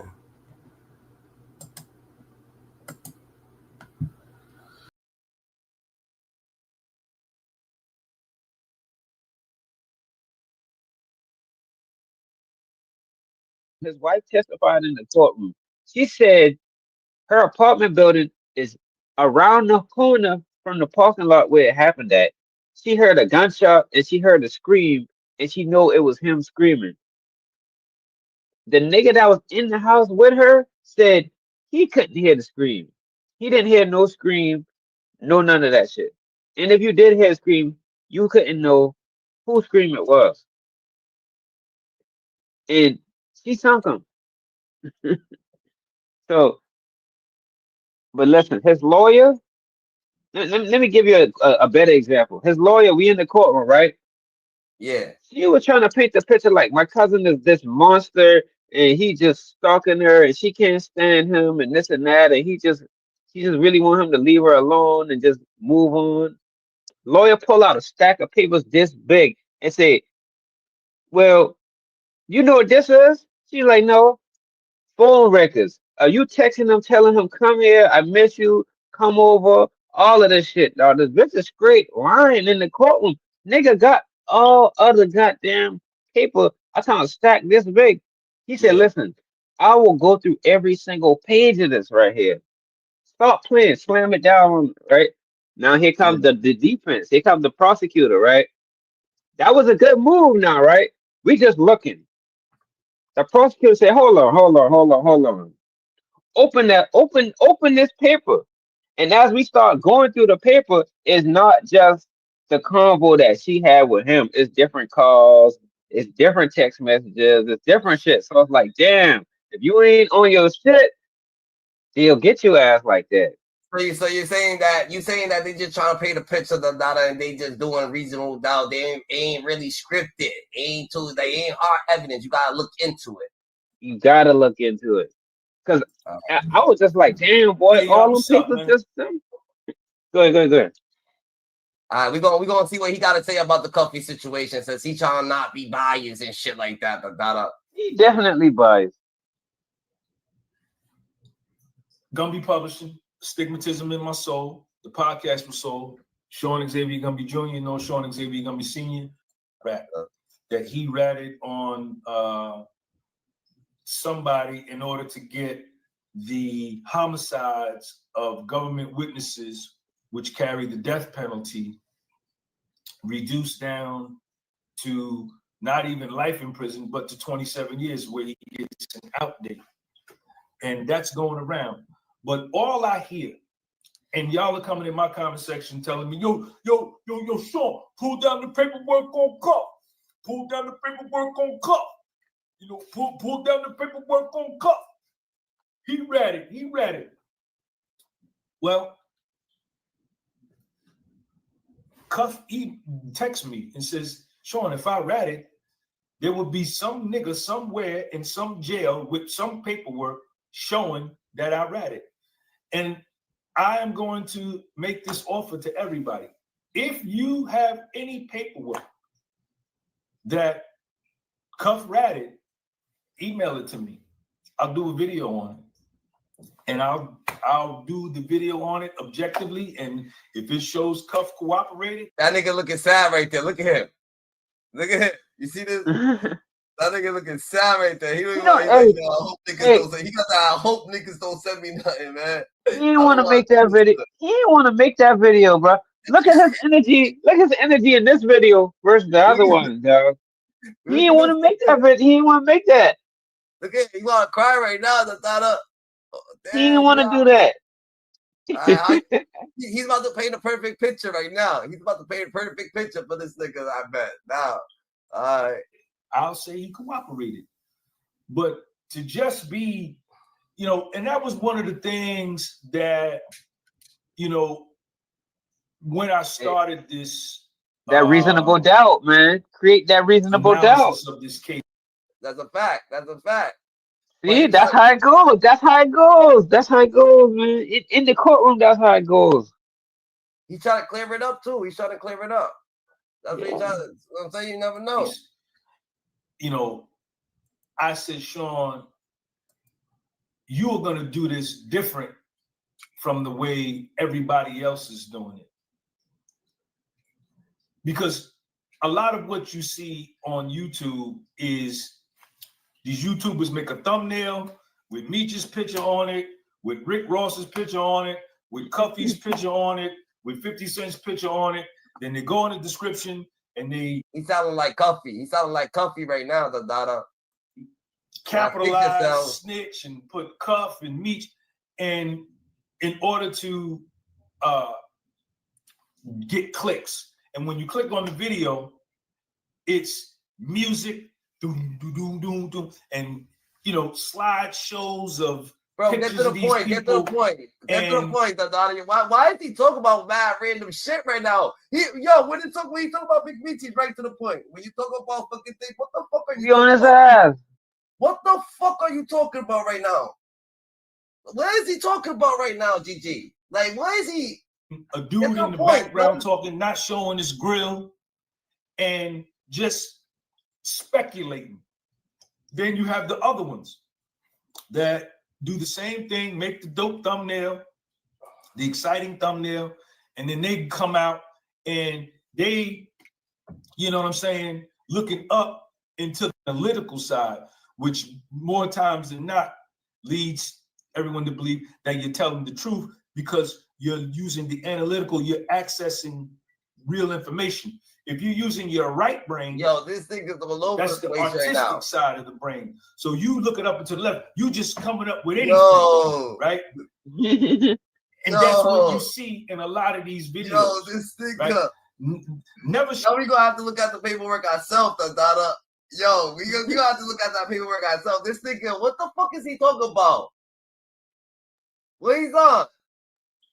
That shit crazy. Let them cook, man. Just going off of their feelings and emotion. They've picked this guy. They're on this team. They picked Cuffy. They picked Meech, and everything what they say. We gonna let him cook the Dada, but this nigga the Dada, he a glazer the Dada. We know what side he on the Dada. It's not supposed to be no side. Just be righteous the Dada. Tell the fucking story the Dada. He don't want to make this video, man. He don't want nothing to come out on Cuff. He ain't want nothing to come out on Cuff now. All right, back. No proof, no documents, no nothing. Just hearsay from what another nigga said in another video. You understand? And they going on that. And what I said to myself, I said, Sean, you know what I'm saying? You got to be better than these niggas, man. You understand? You are going to be better. You are going to speak from actual court documents. You are going this nigga's Cuffy's lawyer, nigga. This nigga's Cuffy's this is Cuffy's pastor right here. For sure. This is Cuffy's pastor right here, the Dada. It got to be, man. Look at him. Look at his face right now. Look at his face. You alright, son? Dada, are you alright, nigga? You're not even speaking right now. Speak the lingo. To read the documents, right? You are going, all of my documents. Go ahead. You guys understand? I'm saying he already said Big Meech paperwork is no good, right? Yeah. He already said his homeboy, he did time with one of Cuffy's homeboys, something like that. You know, he already said Cuff called him, and he already did the phone interview with Cuff. So, bro, the nigga is definitely Team Cuff, right? He don't got no love for Meech. This dude is, he's wilding with this video, the Dada. Look how, this video, the Dada, all right, let's get to it. You are going to read the documents. This right? Wilding. Highlighted. He's cheerleading. Highlights and underlines. Let me show you another part. So you don't think I'm showing you the same page. Look at this. Underline. Right? Let me show you something else. Nah, he's moving mad awkwardly, Dada. He don't move like that when he was moving with me. He was just going like, why are you saying that we're gonna show you different pages? Look at what's highlighted, what's not highlighted. Like, let's get to the point, bro. Like we He understand. didn't question. He didn't question Cuffy. He didn't question Cuffy ever. Like he questioned Cuffy from like your homeboy questioned him. He didn't question Cuffy like the defense would have questioned Cuffy. If Cuffy made his accusations, he took Big Meat to court. The way he questioned Cuffy, he didn't Yeah, question Cuffy like the defense is going to question him. You know what I'm saying? yeah, that's a fact. He's acting awkward. Awkward. I So think he's acting I mad weird read right now. every line, every page, every line. This is painstaking work. This shit takes a lot of work on my part to do, man. This is not. Bro, get This through is it, bro. not. We know how to But read see, paperwork, nobody bro. wants to do the work. Why he didn't ask Cuffy Nobody why he wants to ran do off the on the work. plug, Everybody bro? wants maximum reward. That's a fact, Dada. You had Cuffy on the line, Dada. You had Cuffy on the line, That's the Dada. first thing I'm asking. Tough, why you ran off on the plug? For You the said minimal Suarez. effort. You said But Suarez is a see, stand-up guy, but you ran off on the nigga, bro. Nah, that's the question you want to ask, Dada. You gotta ask how did the murders get dropped or some shit, or what's going on with the first plug that got your plug and No, shit like that. if I can ask Cuffy how the murders got dropped, or why did you run off on Suarez? I'm asking why you ran off on Suarez, bro. Because once you ran off on Suarez, then you called Tammy. Well, he called Tammy. Then the informant overheard the thing, and that's when everything went down, bro. Understand? Universal laws is in effect too, bro. Facts. Karma coming back for your ass, bro. You just did wrong. Now you want me to come clear this shit up, bro. They probably blackmailed me. Like, yo, you better not get on the stand and say shit. Facts. All right.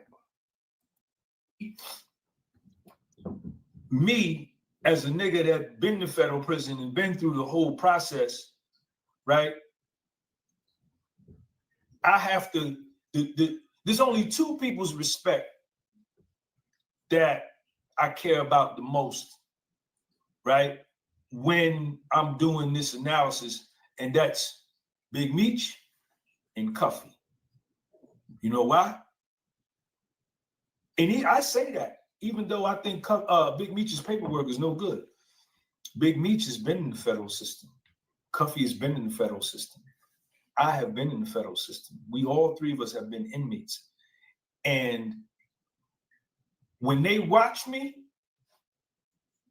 I want them to know this nigga doing it the right way. Whether it goes against me or goes for me, what this nigga is saying and what he's doing is coming straight from the paperwork, and it's valid. Because when you hit them federal prisons, when you hit them compounds, right, this is what matters, right? And that's why I say to Cuffy and the Big Meech, especially Big Meech, what y'all's opinions are in the comment section, it don't really matter to them, right? It matters to Cuffy because Cuffy's still in FMC Lexington, right? And he's somebody in there, right?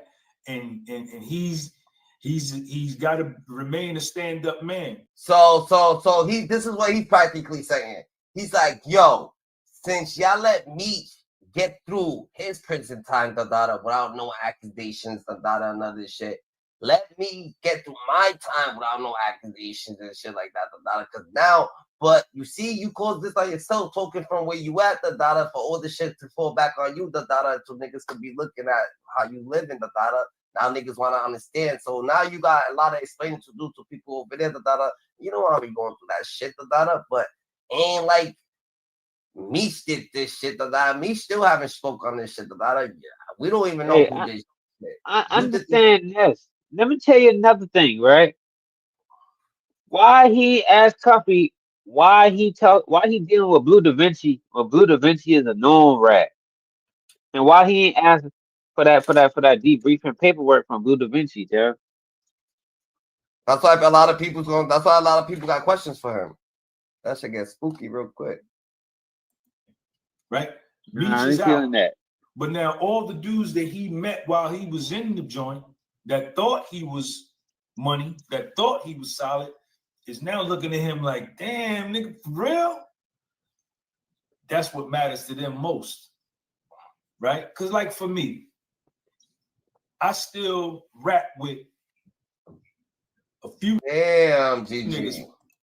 Damn, bro. My boy look like he want to cry right now, Dada. It shouldn't be like that. It should not be like that, Dada. But hey, you know what I'm saying? Like nigga said, Dada, this is what Cuffy caused on himself, Dada. That's ain't nobody do this for him, Dada. And he was being relentless. He kept on, you know what I'm saying? He kept on being out there, Dada. But it's only gonna get spooky, Dada. It's only gonna get more spookier, Dada. That I did time with at Morgantown. And 50 Cent, but a heavier with that Tammy Collins documentary. When 50 Cent comes out with the Tammy Collins documentary and shit like that, so you know what I'm saying? So, but till then, Meech is in the clear. Everybody's in the clear. Everything's like, I got points, right? I got points with everybody because I post my ID, my jail ID, my registration number is up on my social media, on my Facebook, my Instagram, my YouTube. So anybody can research my documents. So with that, and I know my paperwork is clean, I got points. And that matters. all right, but just talk about Cuffy. I can walk around and conversate with dudes that I did time with, and they can conversate with me because they paperwork is money. If they paperwork come out to be no good or mine came out to be no good, that would shatter my whole image, my whole reputation, my son's image, my son's reputation. He got the same name as me. You know how much people gonna say Big Me's paperwork no good because he said Big Me's paperwork no good? The rest of his life, but they can't say that. They can't say. Go ahead. I said, you know how much people gonna say Big Me's paperwork no good because he said his paperwork is no good? Yeah, facts. So he's talking about, yeah, I'm please this and that. That will shatter my bro. You shattering Big Me's image. You just say, listen, I can't say nothing about Big Me's till I hear his side. That's what I said. He became his pastor. He became Cuffy. He became Cuffy's pastor. Now he want to say all this shit like what Cuffy, all the good shit, or how you gonna shatter this shit and shit like that. But you're doing the same shit to Meech. But he said that. But he said in the beginning that Meech is out, so he don't care because Meech is out. He's in there. So he said, you should at least wait till he at least gets out. You know what I'm saying? Or some shit. But Meech didn't start this shit. Who started this shit? But a Cuff's supposed to come home allegedly in like a year and 8 months or something like that. I heard something. I think I heard somebody say like that. 18 months. Now that's gonna be some shit. That's if. Because he got something in the thing. So that's if. That's if his shit gets dropped and shit. He still, you know what I'm saying, got everything going through. Well, goddamn, this nigga getting some crazy shit dropped. What? Yeah, because he said that he was never charged with it.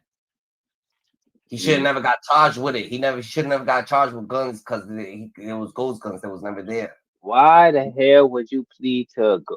See, that's the shit we gotta understand about this system, bro. Never plead the shit that you ain't do. Like, why the hell would you plead to 2 ghost guns? It don't make sense. But I ain't gonna speaking from the outside. We can say anything, you know, because that's a real life situation. But why would you plead to 2 ghost guns? Like, bro, I ain't plead to no guns. You gotta show me that gun. Probably because he got locked up. And I got locked up, and they say, "Oh, so who gonna claim that?" Listen, they pull you over. Say, "All right, so who gonna claim this?" Claim what? But it's a fuck up. That's what I'm saying. It's a fuck up. You know what I'm saying? If you say it's yours, they can just charge you with it. That's how it goes. But if they fuck up and he knows that they fucking up, then he knows that he could, you know what I'm saying, come back and yeah. You know what I'm saying? Yeah, my cousin about to get out for that murder. Yeah, my cousin was about to get out, right? Because there was no witness. How you say a man guilty of murder beyond a reasonable doubt? No weapon or no witness. Yeah, that's crazy. I'll say that. And I take pride in that. And those of y'all that ain't never been to prison, that ain't never been, you know, you will never understand that part. This is a whole different, This is a fraternity. You know what I'm saying? Fed, fed. And you know, if I meet a white dude from anywhere in the world, or European, or an African, or still ain't talking about Cuffy's case. Caribbean dude, a South American, or Asian dude, and they say they did Fed time, he's trying to sympathize. It's a he ain't doing all that for me, though. It's an instant bomb. Where did you do it? Provided they're not a child molester or a rat. Where you did your time at? You was, oh yeah, I was over here. Okay, what you was down on? Y'all did that, and I can't even explain it to you. My man. boy sad. I can't even right explain now. it to you. You know what I'm saying? When dudes come in my comment section and say they did Fed time somewhere, and they put their, you know, registration number and where they did time, I look at them comments. I reply to them comments. Them comments is important to me because they know what this is, and they watching this. Not all the niggas that did Fed time, they watching me, man, because they know that I'm doing it the right way. They may be nah. You're not watching doing it the these right other way. dudes do it. You definitely buy it for like just to see. But when they come to my page and watch me go through this paperwork, they. Tacoma Golf Clubs, forged by fire in the depth of the earth. Oh, go through the paperwork. Go through the damn paperwork then. You know what I'm saying? You've been lollygagging. They pull the car over to the shoulder, or they go pull on the parking lot. Oh, like, make sure you Cuffy, you know, he's locked up. So this is why I'm doing it. You know, he's still locked off. You know what I'm saying? He got kids. He got, you know what I'm saying? He's doing this. He got a name. I bet, bro. So get to it. Somewhere, put the car in park, turn the heat on, and sit back and put my video on and listen to the whole thing, or wait till they get to the crib and put it on the TV, because they know I'm doing it the right way. He's still lollygagging. I'm doing it the right way. Niggas just don't want to read all that shit. That's why they gonna listen. Yeah, back. Objective. I am objective in the way I'm presenting this case. Well, we read it. Yes, I think Meech's paperwork ain't no good. What he's saying is false. We read it. We read the paperwork. Well, I don't know if other people read it, but you know what I'm saying? We read the paperwork, and when people start talking and you start seeing that niggas is being biased or niggas is not talking right, or people ain't talking righteously, that's when people start to speak up, and that's when people honestly gotta get understanding from it. And if you're gonna get the paperwork, you know what I'm saying? You might as well have people over here that's gonna understand it, and say that what you're talking is wrong, like, you know what I'm saying? You might as well get some BMF members. That's the right way to do it. You might as well. That's the right way to do it. Now, also check this out. He said Meech paperwork no good, right? But he ain't gonna say the broad is a credible source. I mean, she like her word ain't no good. Yeah. You know what I'm saying? Yeah. But Meech automatically no good. But the broad, whatever she say is gold. So when they come out with the tell all, everything she say is gold. You know what I'm saying? Fendi. And then Cuff ain't mad at the broad. That put you back there, niggas. And he ain't mad at her. No, he ain't mad at her. No problem with her whatsoever. Wow. And she's a civilian, but she been knocking niggas off since. That's not a civilian. That's not a civilian, bro. I don't care what you say. The mob ain't gonna say she's a civilian. I tell you that. He said she's a civilian. She's a civilian. Hey, the mob don't care. You tell on the mob and see what happens. That's a fact. That's a fact. And if y'all got anything on Cuffy, send it to me. My email address is thepodcastwassold@gmail.com. Send it to me. Send it to me. Show me the paperwork. Don't just be saying that about Cuff and you ain't got no paperwork, because that don't fly in the prison yard either. The rule in there. No, that's a fact. We gotta stay more. We gotta stay transparent. We gotta stay transparent. He can't say all this about Cuffy this, Cuffy that. If he ain't gonna say the same shit about me, that's when you say stuff, you gotta generally speak. You know what I'm saying? You gotta generally speak. You gotta put it out there. You can't just be like, yo, all right, boom, I'm gonna give this heartfelt message, just for a thing, and we gonna antagonize Meech and come up and do all this shit about Meech. Don't try to play both sides. Don't just try to wiggle your side of the fence. You know where you at, You on that side, You definitely over there, but we ain't gonna say what you're doing, but we understand what you're doing, Dada. You know what I'm saying? Like, you just almost made niggas cry right now, Dada. I feel like crying for Cuffy right now, Dada. Like, real shit, I'm about to shed a tear, done. Like, what you doing? It is, if you ain't got no paperwork on somebody, you can't call them a rat or a snitch, right? You can't call them hot. No one called him a rat. No one called him hot. He's calling himself that. We don't understand, Dada. You asked him questions. He hung up on you, Dada. Like, you still got his back. He hung up on you, Dada, when you asked the questions, Dada. But you know, he didn't want to explain it himself. He's gonna let other people explain, so you can explain it. And I guess we gonna get into it. That's what they say. You can't call a nigga hot if you ain't seen nothing. You know, just because you don't like the nigga, you can't put that hot label on him just because of that. Where's the paperwork at? And if you do that, that makes you look foul. You understand? Look at it. He wants to tell us that shit gonna make us look foul and shit. You say shout out to all my ladies. Oh yeah. Shout out to my girl from California, T Strong. Thank you for the PayPal for Luna. Where Luna at? This is the same dude. This is the same dude. This is the same dude that say, yo, Meech ain't good, but say Meech ain't a rat. This is the same dude that says that contradicts himself. The same dude that contradicts himself, Dada. One day Meech is not a rat, but when you talking to niggas, Meech ain't good. So what are you saying Meech ain't good? You saying he's hot, Dada. Like, this same dude. This is this dude right here, Dada. That's a fact. I think Luna's asleep. She's asleep. I got Luna, right? This is how I got Luna. We don't want to hear about Luna. I had a mice problem, right?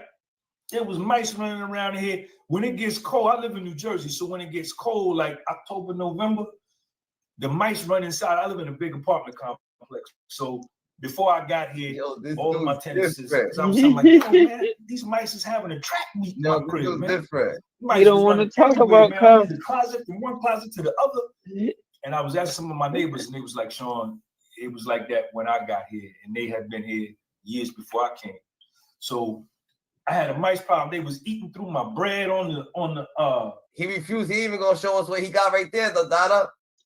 He even gonna show us what he got right there, the Dada. He refused. Like, he refused, the Dada. That's it. You already know who he's mascotting for. That nigga mascotting for. He's mascotting for somebody, and that shit ain't right. It ain't fair, the Dada. But hey, you know what I'm saying? You do what you need to do, the Dada. Gatlin, what's the word with you, brother? Dog face, how you doing, man? Brother, it's an honor to have the opportunity to talk to you, brother. I wanted to have a more detailed, orientated conversation so that we can get at some truth. Because right now, Big Meech is on the run. I just found out that his lawyers filed a lawsuit against 50 Cent. So that's what's going on right now. That's breaking news going on right now. Okay. All right. You know, most of that, what I'm hearing is coming from Stars. Yeah, he's contractually locked in with Stars. Okay. There are rumors that Big Meech or Southwest T's first big payday in the game came from you. I want to know, how did you meet Big Meech, and under what circumstances did you meet Big Meech and T? I met Big Meech in the early 90s. He come to town with a friend of mine, an older gentleman, KT. We're about the same age, so we just hit it off, man. We hit it off. We started getting money together. We moved our families down to Atlanta in the early 90s. So this is nothing new. We ain't have nothing. You know what I mean? So, you know, really the D was little boy in the D. Right. So, you know, when I got to the loop, you know, I'm telling, come on down here. I'm gonna put you on 10. And that's exactly what I did. Right. Is it true that you actually showed him the value or how to properly move or maneuver in the game, and that you put his first $1 million cash in his hand? Is that true? That's very true. Like I said, the didn't have nothing. You know, so like I said, I put his game on 10. I'm the first put $1 million in the hand, and the cried. And the exact words were to me was, been holding them back in the D. No, check this out. And so that's a little known fact, because most people who are not from that era, they think. Go ahead, GG. All right, when he said he had nothing, there was little boy in him. You gotta understand, how old was he at this time? You know what I'm saying? If you young on the block, and the older dudes that been out there, of course they gonna try to low ball you. You know what I'm saying? And how was they little boy to him if the dude It's like this. You trying to get your hustle on, they might only want to sell you an ounce, but you might be trying to buy a quarter brick, and they like, nah, you only get an ounce. Or you might try to buy a quarter brick, and they, or you want to try to get a brick, and they like, nah, we only gonna sell you a quarter brick. Like, they don't want you to pass them, so they could be hating on you. You know what I'm saying? Fact. And how was they little boy to him if the dude Lamont actually said that his brother died, that when his brother died, he grabbed Big Meech and he was joking up Big Meech. I don't know if Big Meech, you know what I'm saying, some situation was occurring with Big Meech, but he was actually fighting with Big Meech that he got shot 5 times. So they little boy to him, and he's the one putting out, and he's putting out pain. How they little boy to him. Maybe he's just like, yo, I gotta get up out of here. We don't know if his people was the one putting in pain. We don't know, but that's what came out of Lamont's mouth. So I don't think there was little boy in him all the way. Yeah, not like that. Just holding nuts on him. That's what I'm trying to say. Holding nuts on him. Millions. Yeah. There already. They're under the impression that when he left because he had grew too big to be here. They don't understand that that's not what was happening. They don't understand that some of the bigger motherfuckers in Detroit were holding their nuts on Big Meech. So he migrated to the South because that was the best thing for him to do. No, Rick, the truth is, no, he was never that type of in the D. His money didn't come out of the D. His bread came out of the loot, homie. And the real reason why the nigga ran down south is so that when he did get on, he didn't have to show that real love to them PA niggas who held him down forever. Right. And that's another little known fact, because when they talk about how you know he didn't hold him down? Like, you wouldn't know if he held him and down. He just said, think about this. If I don't see greatness in you, I'm about to put $1 million in your pocket, dog. If I don't feel like you the same type of nigga as me, I'm not putting $1 million in your pocket and moving my family to Detroit, and you move your family. Move my family to Atlanta, and you move your family to Atlanta. Real recognize real. He said they got up and they hit it off, and then they moved their families to Atlanta. That mean, bro, y'all had to been the same type of people. You know what I'm saying? Real recognize real. Y'all clicked. Y'all turned up. Y'all got this money. Y'all made plays together. Then y'all move y'all family to Atlanta. Not no, oh, he been a little nigga. He ain't had nothing. Nah. Yeah. Facts. And who says that he didn't look out for the niggas in Detroit, who says that shit? He was still on the come up. That's all. He was still on the come up. That's all. It's real simple. He was on the come up. If he paid $1 million for J-Bo, what makes you think what he'll do for his people? You know what I'm saying? I ain't sure if it was $1 million, but I know it was something. Yeah. Big Meech and T and BMF overall in Detroit, they always stay on Southwest. They never talk about the contribution that the Puritan Ave or the PA or the Yaya boys made in terms of initially holding him down, protecting him, and really kind of like they try to make Meech look like a sucker, so people could be pressing him or some type shit. I know. Helping him do what he do while he was in Detroit.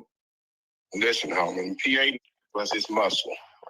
These niggas from E-Course, homie. Let's be real about this. So the PA was his muscle.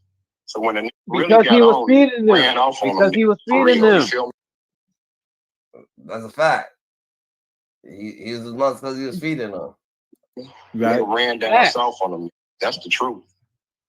I got you. So listen, I have a series of questions, brother, and I want to do a timeline thing because right now the whole world, they're kind of like focusing in on what Meech knew, what he didn't know, at what time did he know something, and we gonna cut all that short off. Okay. They've been playing all them games for the longest, hiding and ducking. The agent testified that Demetrius Flannery was aware of the deal, and that Demetrius had one request, and that his name does not appear in any documents. This was Special Agent Keith Cromer's testimony. CS1 same nigga that jealous of me. Tammy Collins, that Demetrius Flannery was aware. She signed it to be a government. Say that again. Keith Cromer is the nigga that's jealous of Tammy Cohen in Meech's relationship now. Your enemy word ain't good against you, bro. Facts. So they going, yeah, facts. So they working. He was jealous, because he was in love with her. He probably was in love with her. You said you're gonna take my enemy word? Come on, bro. And we 30-year partner. You about to take them niggas? You got come on, bro. That's why he's not. You gotta take their word against. All right. No, that's why he's not fucking with the facts. Flannery a time. That's why me probably was like, yo, what the fuck? But she had the courtroom clear it out. If you go on Pacer, pull my docket sheet, you'll see what CS1 requested that the courtroom be closed. Got you. Let me ask you a question, Cuffy. At any time during the initial stages of your indictment involving this whole Tammy Collins thing, did you talk to Big Meech, or did you send a message to Big Meech in any way to tell him or to alert him of what was going on? We sent Big Meech certified mail. Big Meech set me up, and Tammy set me up with the sting in 2013. That's the last time I've heard from this. We sent them correspondence through the attorneys, asking him, is he aware that his name is in court sworn documents, and sending me a truckload of cocaine. He never responded. We know he got the mail because we sent everything certified. I have not heard from this of 32 years since they set me up in 2013. Is all these so right now? Some of the most well-known members of BMF, like what J-Bo, would you say? What would you say? What would you say back? What would you say back, bro? It was if you called him from Spanish and shit. Yeah, if he wrote that letter to you and you in the feds and you beg me, what the hell you expecting the nigga to say back? Well, yeah, facts. He ain't about to say shit. He's like, what? No, I'm out of here. He is strangely, suspiciously silent about all these facts that are coming out. I believe J-Bo is from St. Louis, isn't he? He is. Okay. He is. What's your relationship with him? You know, I never knew J-Bo. He was cool with my little brother, Magic or Wani. They put him in a truck. He passed on the first BMF indictment. He passed in USP Atlanta from an asthma attack. Gotcha. So I never knew J-Bo. He was always one of the little homies. But that's a hell of a question, man. When he got home, I think around 2018, I personally told him what the did to me. Right. And the exact words were, man, you sure, Unc? You sure, big homie? I said, listen, man, I'm telling you the bad news, homie. This is what I'm telling you, man. So the party with me with these words with that, I got to holler at the homie, man. He got to explain this shit. My words to him was, how can you explain this shit, homie? How can you explain this shit? So I never came out until 2018, until I got black and white. See, I never knew this role. I never knew this role until 2018, to the Frank's hearing. And tell us what happened in Frank's hearing that really alerted you that Big Meech had a hand in this. What happened? Well, CS1, Tammy Collins testified that she became a government informant to give Demetrius Flannery a time cut. And we said, whoa. Now, check this out. When she said she became a government informant to get Meech's time cut, that he was aware. That's why I don't get it, because she locked up mad Latinos and she locked up Terry White. She already locked up Terry White. She already working. That's what I'm trying to tell you. So that couldn't have been the reason she became an informant. You feel me? She was already informed, and also she was getting paid already. Right. So it was definitely about the money. And Cuffy said they paid her 250,000 to set him up. So nigga, it's about the money. The bitch is about money. She only talks to drug dealers. Facts. Facts. Of the deal. Special Agent Keith. So they beefing with 50 about the money. Cuffy's beefing with them about the movie rights too, the money, the data. It's all about the money, the data. Everybody's beefing about money, the data. This whole everything's about money, the data. Not little money though, big money, the data, but it's about money, the data. Hey, but Meech ain't off the hook though. He gotta clear his shit up, bro. Yeah, for sure. Nah. Yeah. We just happened to go through this. We was just going through a Cuffy. Yeah. Right. Testified that Mitch definitely gonna, you know what I'm saying, do his interview, Dandada, get acquainted, you know what I'm saying, with the world. Flannery was aware of the deal. Flannery just wanted to make sure that his name wasn't in any court documents. So he that's some typical rat shit. I'm a rat and tell you everything you need to know. Just don't put me on blast. That's the bias right there. That's the bias right there. That's the bias. You said that's bias right there? That's bias. They trying to paint that picture. Yeah. 2013 called me. Yo, bro, what up? Yo, check this out. I got some good people, man. Yo, I got to get off this joint. Holla at Tammy. Let's get it. So that's how it started, man. You were, I talked to Blue earlier, and Blue said that when you came back in the day, when you came down, he gave you access to the Bentley, I believe it was. He said that when you were moving around, that you were moving around in part with Tammy in the attempt to kind of like sell the story. What was your relationship with Tammy as it relates to the BMF story and the life rights of Meech? What y'all was trying to do with that? He introduced me to Tammy around 2009. My job was to procure a movie script. And so that's what we were working on. I told her that she needed to get his life rights and that I would get us a deal, which me and Louis Burrell did. Louis Burrell is an opening with MC Hammer's big brother. Got you. We go way back. I fucked around with him on the music tip years and years ago. Good, got Hollywood in the headlock. And so me and Tammy have been taking meetings in LA for years, starting back in 2009. So we had nothing to. So he's moving backwards, Dada. He's moving backwards. Now he's been fucking with Tammy for years, Dada, but before she just turned informant. He's all over the place with it. He just do with any drugs, anything. It was perfectly legal. As a matter of fact, all of it is documented in the case, in the paperwork. Got you. So let's get back to Blue in the blue Bentley coupe. Okay. So when I come to town, I run into the homie, Lil Blue. I grab the car, and so I'm moving around. But before that, the Meech sent another Mexican at me that was a government informant, confidential source. I didn't know that the nigga was bad, but when I meet him, he rubbed me the wrong way. You feel me? Right. And so I bag up both of them. But come 2018, when we get the discovery, I find out that he was an agent, and that a confidential source had introduced us to. Who introduced me to him? Nobody, nothing other than Big Meech. Nothing came out of that because he rubbed me the wrong way. He got to talking about who caused this, man. Is it paid for? So it just rubbed me the wrong way. Right. I didn't think he was a police or anything. I didn't think he was a police, but he was just weird. You feel me? Right. But weird. Fast forward to 2018. Got you. Fast forward to 2018. That's in the DEA 6 reports that a confidential source introduced me to that confidential source. Who was the confidential source? It can only be one person. The person who introduced you to him, and you know who introduced you to him.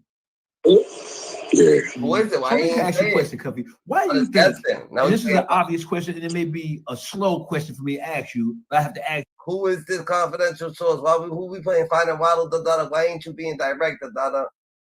You got just people speculating. a lot of speculations. Nevertheless, it's part of my due diligence process, right? Why do you think that it is so hard for people who understand that these type of things happen every day inside the game? Why do you think they're having such a hard time grasping or understanding or accepting the fact that Big Meech didn't want to do that mother 30 years? Listen, man, you have to understand this generation. You have to understand this generation. Niggas are saying because he did it. That's why. They're like, yo, which is like, you want him not to do you can't, like, he did his time. So that's what the grass is about. Most of these, they got a mentality. He didn't tell on me. You feel me? You got niggas running around in every city now. This generation here running around with rats because they got a bag. You know, you feel me? I've lost 30-year partners. Some Detroit, I ain't gonna say their name, you understand, who told me, yo, man, the homie was, Cuff, man, the homie was trying to get the Mexican. He wasn't aiming at you. I'm like, what? You telling me that the homie was trying to tell on the Mexican, and that's cool? So you're dealing with a different generation, homie. Yeah. Why do you think Big Meech has not raised his voice to speak up for himself and to clear his own name? Why do you think he uses all these to come up and stand up, try to argue for him instead of standing up himself and answering this shit for himself? Hey, dog, check this out, homie. This shit is indefensible. You feel me? This shit is indefensible, homie. So this is what I told my crew and all the fellas that I rock with. I told them that the nigga was going to have to hide Tammy Collins. And at any point that he fell out with her, because she's attention hungry, at any point that he fell out with her, that she would spill on him. You feel me? And this is what we have coming to fruition right now. Right. You understand what I'm saying? So this shit is indefensible, homie. All right. 50 feel the same way I feel. This is an ungrateful. You feel me? Right.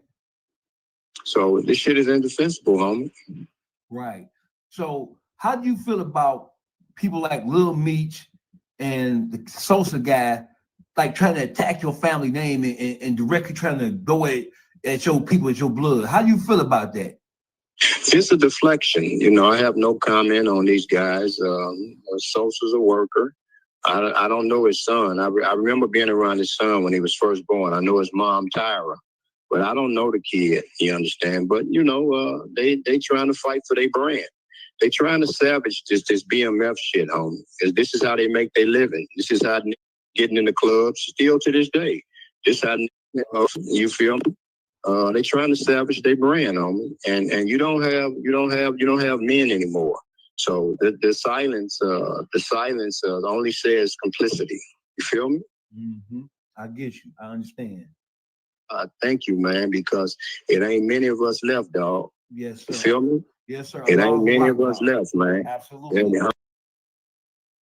He was speaking like speak silly, but he be coming up with different emotions. You be having this type of, you know what I'm saying? Energy, should I say. He be having different type of energy, so we gotta stay more aware of how he's coming. Maybe trying to persuade the crowd. We don't know if he's trying to persuade the crowd. We don't know. You know what I'm saying? That there's a couple scenarios that could happen with this issue going on with 50 Cent and Big Meech. I do believe that at this point, too much damage has been done to go back and do the show or continue the show, unless, because now there was a point where Little Meech hadn't really gotten involved in it.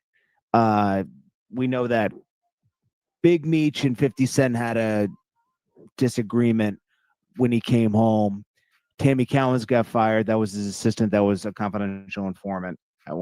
Little Meech took all the rappers' advice, and he just, you know what I'm saying? He went, and he's like, I can hang out with whoever I want to hang out with. He went hung out with Money TMT, Mayweather. He hung out with Rick Ross, taking pictures, like, it's not a big deal, but he did, So, you know what I'm saying? He took niggas' advice, you know what I'm saying? Game's advice and Boozy advice, It's like, yo, stick by your dad, You know what I'm saying? Say, fuck that. At one point. And Big Meech wanted more involvement in the show and he thought that 50 Cent was going to just give him the show and his life rights back. Like he owed him something. He probably thought he made enough money to just hand it over to him. It doesn't work like that. Big Meech had a weird idea of how the entertainment business works. I mean, you could tell when he was doing BMF. He really ended up just getting himself arrested versus actually.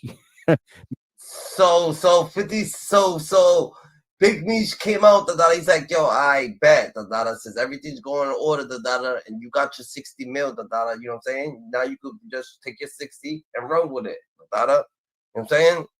You know what I'm saying? I'm the one giving you. You know what I'm saying? So I give you the 60, run with it. We're gonna finish it, right? We're gonna finish it from here. Making himself known in the entertainment business. He did. I mean, having a successful business in entertainment, I should say, because all he did was attract a lot of attention while doing illegal activities. It was the dumbest thing you could ever do, right? So Big Meech came out, and he's just being 50 Cent like some regular old, you know what I'm saying? Like he's Rick Ross and shit, but 50 Cent's like, yo, I'm not Rick Ross, I helped you, I did this, I'm a boss too, and that's where they clash at, that's where they clash at the top, they clash at the top. So Terry Southwest T, his brother, is the brains behind the operation. That is obvious at this point with all the moves he's been making with 50 Cent and he ruining his career. He forgot that 50 Cent owns his life rights and you can't just go against him and get up with Ross and do a movie. It doesn't work that way. It just doesn't work that way. So now 50 Cent's looking at him sideways like, you wrote me letters from jail saying how appreciative you were and everything, and I shared them. And now you're linking up with Rick Ross. That is true. That's one thing for sure that Big Meech, yo, you did say, no lie, you, Little Meech, and T would do anything for 50 Cent in that letter you wrote. So maybe not fucking with Ross is maybe one of the things that you maybe he thought that you would do because now he's thinking like, oh yeah, he won't do anything. If that's little, I asked him to do that, but he should have just did that. And that's what he's thinking. To try to get even with me. And then Little Meech did the same thing after sending 50 Cent a text talking about, oh, my dad only did that to get some money from Rick Ross because he's broke. Well, during that time, within the past 30 days, Big Meech tried to throw a show with Rick Ross on it. Michael Rainey said he always tried to be big bro. He always trying to be big bro. He should just follow directions. But if you think about Michael Rainey and you think about his like how he's coming up maybe 50 Cent should have just stood down and finished everything that he was gonna do. You got mad seasons. You could have mad seasons going. Like I don't understand what was happening. Little baby 20. The bigger they are, the more that the bigger they was, the bigger they are, they would have been even better. Like the bigger, the more, the longer the show lasted, they would have been bigger and bigger and bigger. The money wouldn't have even been a thing for them. They would have been so up, because the BMF, sooner or later it would have been theirs. So you know what I'm saying? They would have had something going on. 21 Savage, and as I told you, people backed out of the show. Nobody came with paperwork to shut the show down. How would they have jurisdiction to shut the show down? Big Meech is in jail, is a house arrest. Why would they shut the show down? No. All the allegations came out through 50 Cent, and they pulled out of the show. And there is no show. If 21 Savage doesn't show up, or a little bit. Boozy said the Fed shut down the show, meaning that 50 Cent came through and was doing all that, and the Feds shut down the show. Not 50 Cent. He said the Feds. He said 50 Cent didn't. It was the Feds. The Feds came and shut down the show, and that's what Boozy said. You think Boozy gonna lie about the Feds, You think Boozy's lying about the Feds? He said the Feds shut down the show, That's different. Baby, or this. There is no show. Plus, the ticket sales were low. I know that for fact. Okay, the ticket sales were low. I mean, before the concert, most of the tickets were still available. That's not good. It would have cost more to put the show on than to just take the loss with all the deposits. So that they opted to do that. Now, the twist that could happen here is Southwest T hasn't sold his life rights. He could sell his life rights to 50 Cent. Right now, he's just on the show as a consultant. Southwest T, even though 50 is probably still mad at him for linking up with Preem's son, right? Preem's the guy who tried to get 50 Cent killed in New York, allegedly. And Preem's son linked up with Southwest T, and they did pictures together. And this was after Southwest T was a little bit disappointed in the money he was getting. Southwest T, don't tell me Southwest T's about to. I don't know. Well, Southwest T's about to sell his life rights, and then do a whole nother twist of how he was living. That'll be different. That'll be different. A runoff From the show, he wasn't getting that much. Little Meech was getting the most money. He made about $5 million. And then I think Big Meech made money off his life rights, and he was getting the same amount as Terry, really, for consulting. Little Meech blew all the money, so that's why they're starving for cash. But anyways, Southwest T's story is very interesting in its own because he's the one who worked with, Sosa, all these guys. They were really driving for 50 Boy, whatever Terry called himself, and Doc was the accountant guy that dealt with both brothers. And Southwest T was the one, dealing with the Connect mostly. The Connect would deliver the bulk of everything, and then Big Meech and him would have drivers that would go out, and people like to talk about the BMF thing because that's the branded thing. What's wrong with me spending the money that he had that he was making and shit like that? Why y'all trying to act like me spent all the money like? I don't think they hurting for money I don't feel like they think that me hurt for money like y'all just trying to take perspective because he said that my dad was messing with Rick Ross, but he was actually saying my dad's messing with Rick Ross just to get it back like what I'm saying, get it back promo, like what's wrong with it like it is what it is, like getting it back from people. Big Meech's getting back from like a lot of people that support him. It is what it is, bro. Thing that LeBron James said welcome home. Like LeBron James promoted Big Meech. Like LeBron James that went out because Big Meech really did put a lot of money behind branding BMF. He had millions of dollars at his disposal. But they had a big divide, these brothers. When Southwest T, Big Meech had a divide. It was when Big Meech came to Atlanta and set up shop, and he decided he wanted to be in entertainment.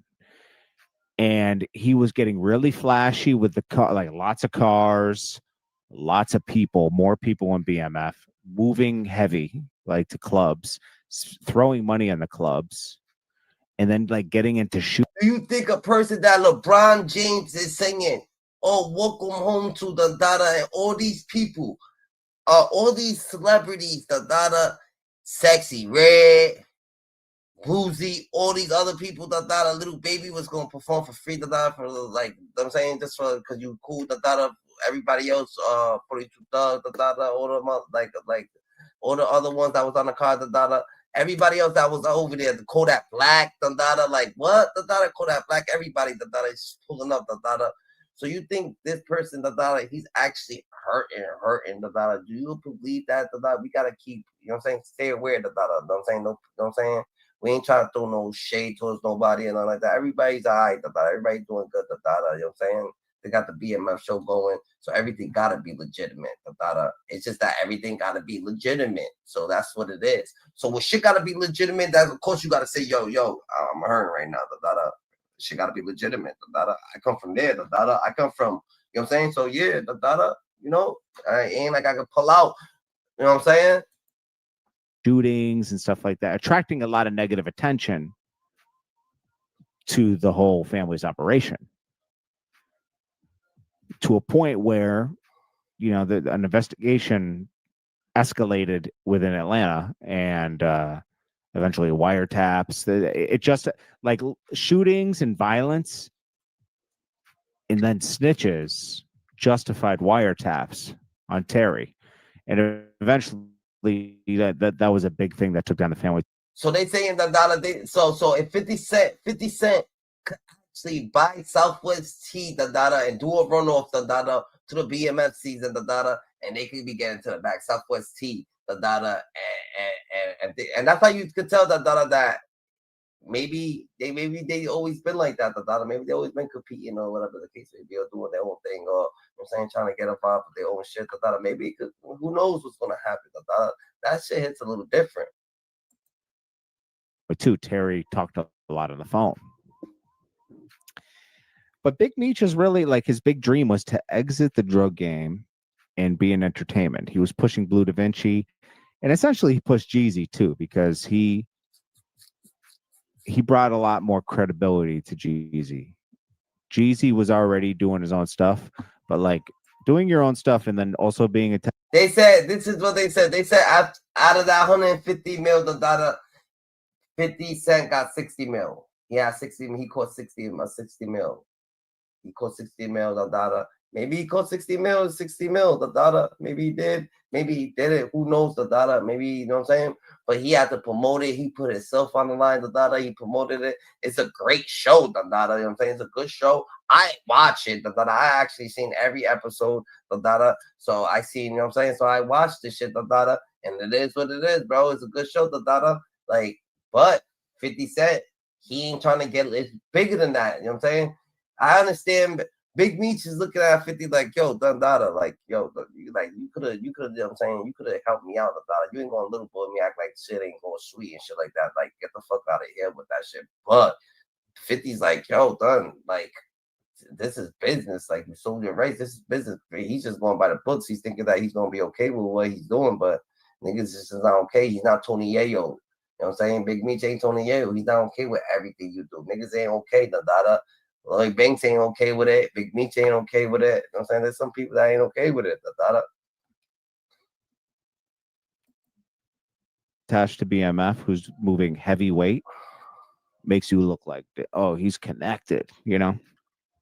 And it gave him a lot more credibility around that time where his raps connected with the lifestyle. BMF wanted to make a point around this time. They were really just trying to brand the record label, and they were putting up billboards, going to clubs, like I said, and everything. And Southwest T didn't like that because he knew if you do this, you're still moving.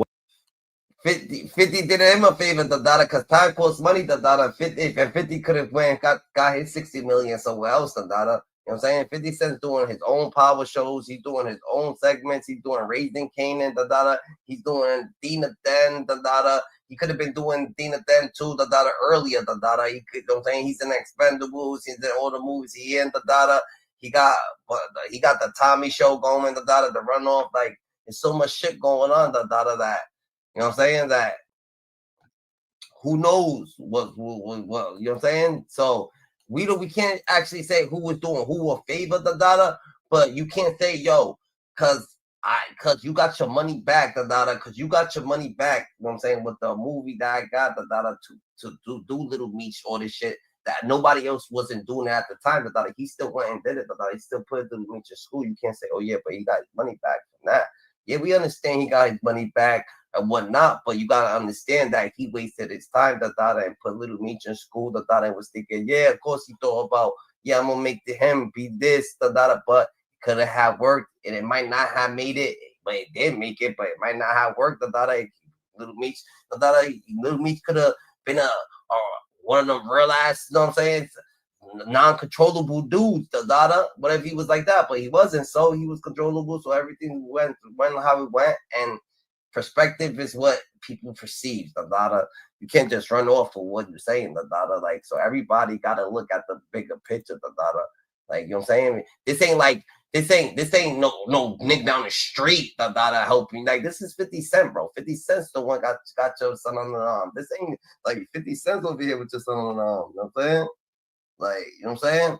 And with 50 over here got his hand over, you know what I'm saying, your son's shoulder and shit like that. He's trying to have him in the right place, da. He's putting him in the right move, da. He don't got no weird shit going around with him, no wild shit, da. So that's a good thing, da. You know what I'm saying? MC Hammer brother and couple's gonna put that money up, and anybody else would have paid for fifth. That's facts. They should have just So they could have had that. They could have had that. They could have put the money up. So they chose to fuck with 50. You know what I'm saying? They chose to fuck with 50. They went that way. They chose to fuck with 50, but they wasn't going through the BMF season. They was going through the movie. Maybe that's what it was. Wait. It's not smart. But you got to think about it. You got to think about it too. 50 Cent's already doing seasons, 50 Cent's already doing power. He already doing all this shit. So he got his eye on season. So you put your shit in the right thing to look so good, that it could be done so right, because it was already going.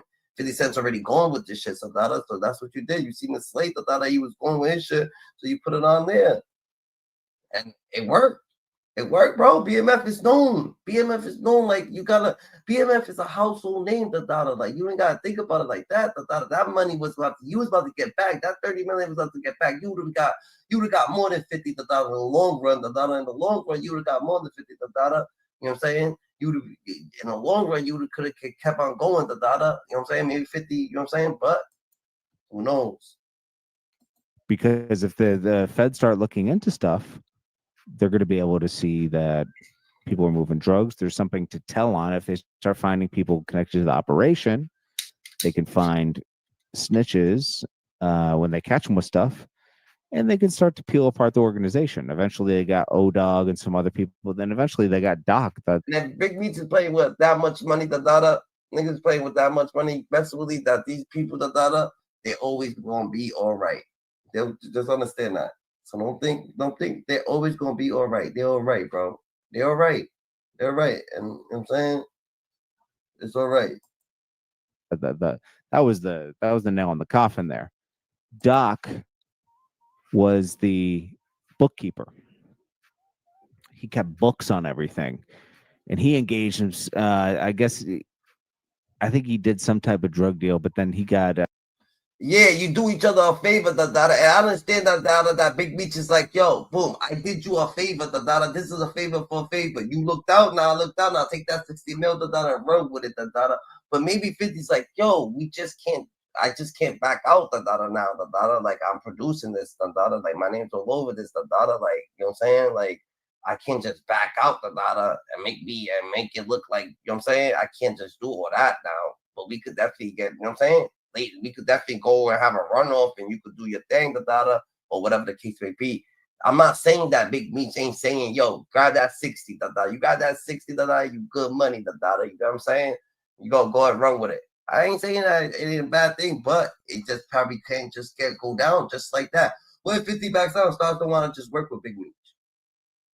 Like, what about now? Like, what's gonna happen then? They tried to raid his. They tried to rob him in his house, and he ended up killing 2 people. And then they found a key in his house, and then he ended up just spilling the beans on everybody. There's a lot to these stories, so there's no way we can go through all that. But I'm just saying, like, Big Meech in Southwest T didn't get along when he started doing all the BMF stuff, and Southwest T would like short him on work. He would cut the work that he gave Big Meech. He really lost respect for his brother around that time, because his brother was like bringing so much heat on the family. And there's wiretaps where Terry's actually talking about, he got to go, and whatever that means. How would he be that mad, if he said that, yo, there's Southwest T shit and there's Big Meech shit? Like, niggas knew what Big Meech work was like. Niggas knew what Southwest T work was like. So niggas knew that what work. How was he cutting his work? If niggas knew that his shit was A1, if his shit was cut, he's gonna get heated.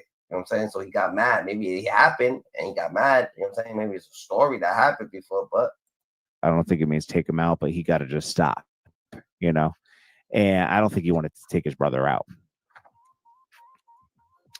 And then eventually, you know, there's just so much that went on between these two brothers. I don't think the allegations that are coming out now, and it's being exposed that Big Meech had a assistant for 20 years that was a confidential informant while he was in jail, and part of those that same confidential informant actually got Tanisha Welsh jammed up at one point. You know, Tanisha Welsh was the Lala character that in the BMF series, and it was one of Terry's girlfriends, you know. So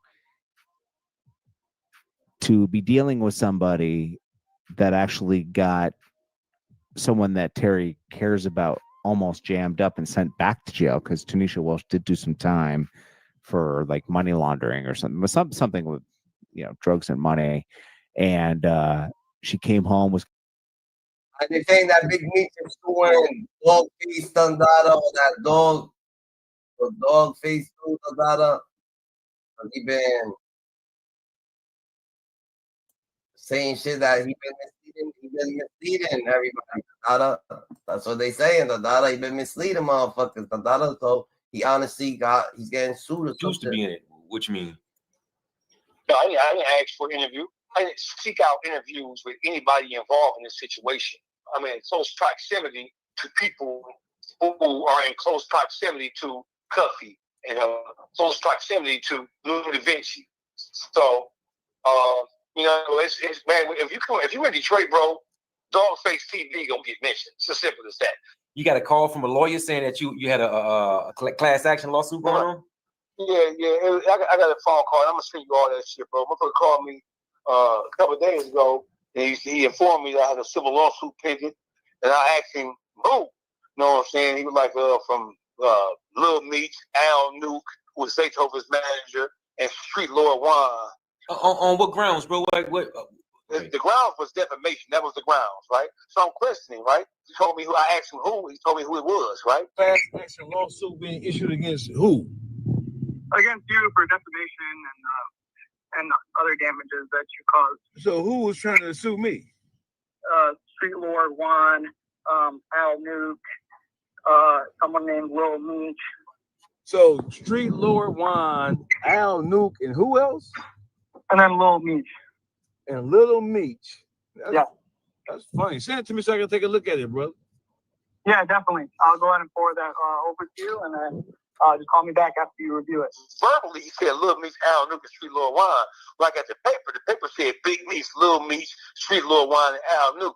I looked at the shit, I laughed at the shit, but that's what he said. You feel me? Right. So it didn't throw me for a loop because there wasn't real government names on there. You feel me? Right. First Amendment, a bad motherfucker, man. The First Amendment protects the freedom of speech. It protects your right to say things, even things that other people might find controversial, even things that you might find inappropriate. But there are restrictions, right? You can't just say anything. But there's a difference between defamatory speech and derogatory speech. Defamatory speech is when you say something about somebody or something that you know is patently, inherently not true. Derogatory is you a bitch, hoe, leatherback, fatback, pickle pig feet, hog maws and shitting, fuck boy, bitch ass. That's not, it's raw, but that's not defamatory. That's derogatory. It's not a nice thing to say. But it's protected under the First Amendment. You calling me a bitch, I can't sue you because you call me no bitch. It's derogatory, it's rude as hell. But it's not defamatory. I'm not defaming you. I'm not disparaging your name. If that was the case, Charleston White, look at all the shit he can say about a motherfucker, man. You can't sue that because he's not saying you did something that he can't prove. You said Lil Meech and Big Meech name was on there. What? You did them something? I don't know, bro. I've been commenting on the whole Cuffy versus Big Meech versus 50 Cent versus Tammy Conway situation, bro. So I don't know. I don't know what I get the paperwork. So I didn't know if it was really not. I posted it so the whole world could see what dad shit these on. And then I sent the shit to my lawyer. So I sent the shit to my lawyer first. You know what I'm saying? And before I got a response back, you know what I'm saying? And he like, don't, whatever it is, don't worry about it. You know what I'm saying? I posted his response saying some garbage. So I don't know what nigga, you know, niggas don't like to be talked about, bro. Right. So let me ask you this. Like You mentioned the name Cuffy, right? And we now being orientated about him through you, right? If you had to explain to the world, for those who don't know, who is Cuffy? Man, Cuffy, legendary cat out of St. Louis, man. Cuffy is accredited with helping, you know, establish BMF. It's what the whole world knew it to be.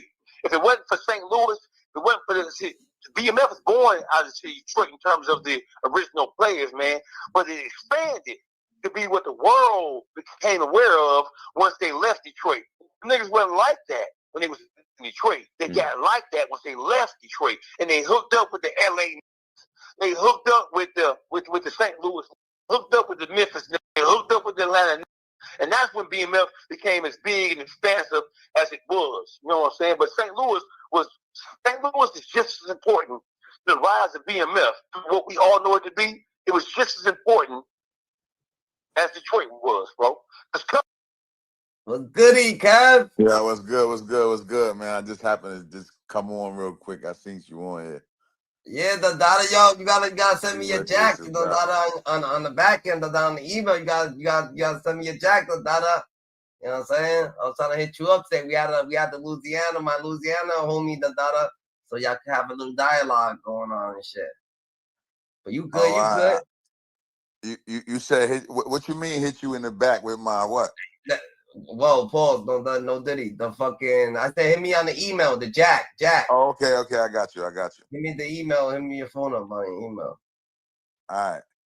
Duffy's the one who put the first $1 million in Meech's hand. He's the one who gave me a game. He's the one who helped cultivate Meech's game and showed him how to really take this shit on a national level. Is it true that you actually showed him the value or how to properly move or maneuver in the games, and that you put his first $1 million cash in his hand? Is that true? That's very true. Like I said, they didn't have nothing. You know, so like I said, I put his game on 10. I'm the first to put $1 million in the hand, and then cried. And the exact words were to me was been holding back. I don't like this, man. Because this is one-sided. This is like some biased shit right here. They're allowing Cuffy to talk without Meech being able to back himself and say, yo, you know, this happened, or that ain't happened, or this ain't happened. This guy went from saying that he told on him was making that made him his claim to fame as far as getting on here. He's saying Meech set him up, whatever the case may be. Now he going in and saying he made Meech. Hold on, wait a minute. But at the end of the day, he's suing of the dollar for defamation, the dollar. So that means for defamation of character, the dollar. That means that he's been suing him? Who's suing who? He's suing Dogface, the dollar. The Dogface do out of Detroit, the one I've been doing all the Cuffy interviews on the phone and shit like that. That's what they saying. They saying that Meech is suing Cuffy? Little Meech, Big Meech, and 2 other dudes. Yeah. Suing Cuffy for what? Cuffy, it's suing Dogface. It's suing Dogface. All right, well, who is Dogface? He's the dude that was doing the voice interview. Oh, Dogface, the dude that be doing the internet shit. Yeah, that was doing the calls, the interviews, the calls. He's out of Detroit. Yeah, so he's the one that was doing the interviews on the call. Okay, I'm gonna say this. So is he gonna sue everybody else that did interviews with Cuffy? I don't know what's going on. I don't know what's going on, but so is Dogface saying this, or is Dogface is saying this? It just came out of his mouth just now. Yeah, listen, man, I'm gonna tell you something. This is now everybody trying to make a mockery out of it. Everybody trying to get something, make it bigger than what it is. This shit went from snitching to to now they suing to this guy interviewing this guy doing an interview with this guy with Cuffy and telling Cuffy they meeting them. It's taken away from the content of where this all started from. Right. The content of where this started from was Danny and Meech ratted on him. Now it's going to other dudes saying they suing them. It's taken away from Cuffy having to show that paperwork we asking for. He not showing it. They ain't trying to show. They ain't show it. They ain't trying to show that paperwork. No, they ain't show His it. boy had his back. Huh? His boy had his back today. His boy had that Sean G dude. He had his back. No, I went on Sean G page today. I posted. I commented the same thing. Listen. All right, we understand you being biased and you saying, Meech and Tammy told on Cuffy. That's all right. We allowing you to do that. We allowing that to be said by everybody, whoever wants to say it. Until Meech, until Demetrius clears his own stuff. But on the other hand, we want to know that where the fuck did that 924C and 924J come from? You can't listen. You can't get indicted for murder, right? Now, yeah. I understand. I read the part where he was indicted for the guns. The guns, they saying the guns was part of the murder. But if you hired the people to do the murders, how are you not liable? How are you not liable for the murders? You're liable for the guns that committed the murders, but you're not liable for the murders? If after you sent them, and you sent them to kill a CI, which was going against your brother for a drug deal. I don't get all that shit, man. I mean, something ain't right here, and everybody know it. And but he's talking around it. How can they get you for guns that ain't there? Like, how can you get charged for guns that ain't even there? Listen, now it's a lot of ghost stuff that happens in the federal system as far as the charging. Oh. They charge you with ghost drugs too. I'm gonna say this, right? All right, they got you. You made it. A dude say that you selling drugs. They somehow get somebody to come get some drugs from you. Now they got 5, 6 other dudes saying, yeah, he sold me 3 keys. He sold me 2 keys. They put these dudes on the stand, even though you probably don't even know them. Yeah. They put them on the stand to charge you for that. That's what they do. It's called like ghost. Out of town, it's called ghost dope. We call it drugs. They call it whatever the fuck. So did someone get put on the stand? And said that he had the guns. He's saying that the 2 dudes that got charged with the murders told. That's how they got 15 years apiece, and he got 27 years. But you never got. If those guys admitted to murder and got charged with that and told something else, but who did they tell on?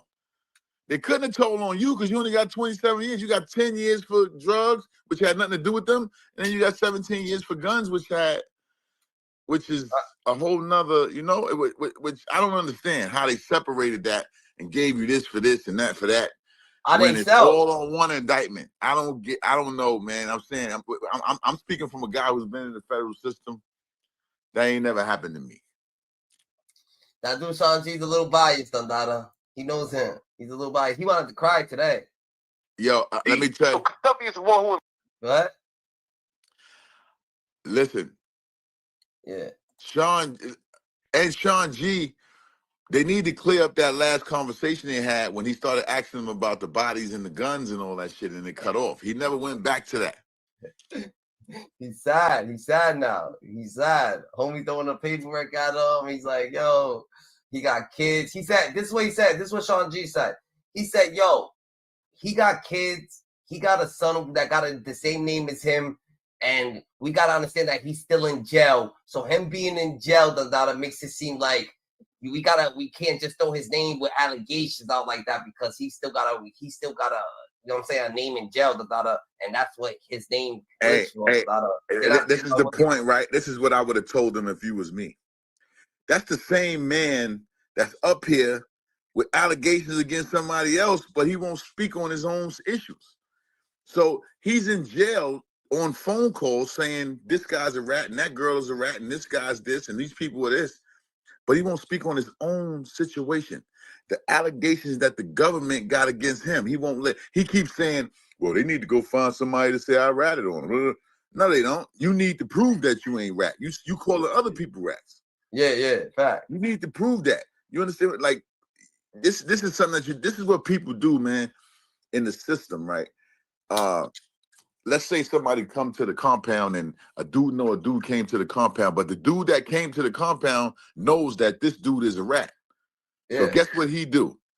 He go run outside and he start telling everybody, yo, dude gotta go, he hot. He did this, he did that, he did this, he did it. All along, he hot. Yeah. This was a thing. This was a thing at one time. Another thing. Two dudes have a fight, right? They go to the hole and they go to see the disciplinary officer, right? Or before they even go to the hole, they go to see the SIS officer. One dude make a statement to the SIS officer about the fight, stabbing, whatever the shit is, right? They go to the DHO. The DHO reads it. The DHO say, well, we going to find whoever guilty for whatever. Now, when you get your DS time, they give you the copy of your shot. Whatever it is, 100 series, whatever shot you got, they give you a copy of it. And whoever said anything on it, it's on there. Now, the dude that did the ratting on it, if he go back out to the compound, he gonna make it seem like the other guy did it. Because he gonna change the numbers and the name and all that shit on it. So you say that's what Cuff on? His intention. Listen, Cuff is only saying things. He's not showing nothing. Facts. If you go ahead. We get back to that. Facts. No, that's a fact. Embrace me, right? Put the first $1 million in his hand and show him how to really go get that bread. That's who Cuffy is. So where the bullshit come in between Cuffy and Meech? Here's how it all started, bro. So Meech in prison, right? Right. So he meets Tammy Collins. Now we all know there's no dispute, there's no debate whatsoever that Tammy Collins is a DEA informant, a paid informant. She didn't start off as a paid informant. She started off as an informant as a grudge when she knocked down Terry White down there in Atlanta. Yeah. Right. Then she became a pen pal with Big Meech. So some of the biggest misinformation that's being disseminated around right now is that Tammy Collins met Big Meech through Blue Da Vinci. No, Blue Da Vinci had been stopped fucking with her. Tammy Collins became acquainted with Big Meech because she became a pen pal. She started writing Big Meech and other high-profile members. Even as the Blue stopped fucking with her, she started trying to establish a relationship by writing motherfuckers. So she wrote Big Meech and became a pen pal with Big Meech, and that's how she formed a relationship with Big Meech through a pen pal, not through a direct introduction by Blue Da Vinci. That's cat. That ain't what happened. She saying that ain't what happened. According to them, she was upset because she unknowingly was laundering drug proceeds, laundering drug money for Terry White. When she found out about it, she was mad, something went wrong, and then so she wasn't charged with nothing. She wasn't charged with any criminal activity. She just became a federal informant because she was angry. That's the worst kind of rat in the world. Nigga ain't get into you. You just Hold on, stop this for a minute. So what happened with the Cuffy and being Big Meech situation? That's the dog face dude right there. Yeah. I know who he is. I've been on his I've been in his platform before. What I'm saying is, right, he got a point. If she reached out to Big Meech through a pen pal and all that shit, and if she reached out to Big Meech as a pen pal, yeah, and she went to see him and they had conversations on doing whatever it is they decided to do to whoever. If this is the case, is what he's saying is legitimate. Yeah. I mean, because how did she get to know? Cuffy said he met her in 2009, 8 or 9, one of the two. He been talking to us all. Why would you? You're right. This nigga got mad. This nigga's talking. This nigga's stories everywhere. I'm gonna say this: if Meech met her as a pen pal, and she came to see him, and he told her when this guy called him, as he said, he called him 3 times, and the 3rd time he said he needed or whatever. He told him to go see Tammy. He said he didn't know Tammy before then. Yeah. So Meech was having Tammy set up anybody as what they, how it seems if she met him as a pen pal. That means that she already was an informant. She already was a voluntary informant where she went and told the feds everything they wanted to know on each person that she ever locked up. Yeah. She never had a case with no state case, federal case, nothing. She wasn't working off anything. She just volunteered this information. So she was a law-abiding citizen who went and got mad at a guy, the first guy, because he was fucking somebody else or whatever the case may be, and went and told on him. And then I guess she was acquainted with these prosecutors who decided to start liking her, and she went and got acquainted with Meech through pen pal or whatever. He started talking to her. She probably was rubbing his dick on a visit, whatever the fuck. And now she's willing to work some more. So, but she needs to gather information to keep working. So this is crazy because. But look at this is what they try to say. They try to say that she had a meeting with Big Meech. So when she had that meeting, that's when Big Meech told her to go back to Dada and destroy the whole case. He told her to go destroy the whole case. He's the one that gave Cuffy a whole different lifeline. Dada. He's the one that told her to destroy the whole to fuck up the whole evidence and all that shit. That's what I'm hearing. So he told her to fuck up the case to where he said he probably got mad at her and was like, "Yo, Dada, what the fuck you got? Like, don't put my name in that shit. Clean that shit up, Dada." Oh man, this shit is getting weirder by the day. They adding more shit onto this shit. Like, you gotta be motherfucking Spectre Gadget to get to this shit. You need. That's what you gotta stay on point. You gotta stay on point. Now you just gotta stay aware with everything that they saying. Now they saying this dude got another beef with somebody. Somebody ran him out of a hood. This dude that's on the screen right now. They said some people in his hood or something ran him out of there, chased him out of there, or some shit.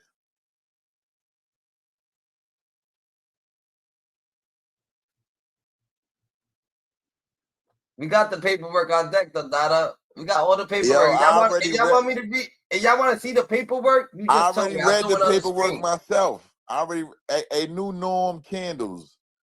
I read the paperwork myself. We know Tammy been working with the feds. We know that. She locked the first guy up, White. We know all of that. We know all of that. You understand what I'm saying? We know that that she's been working for the feds.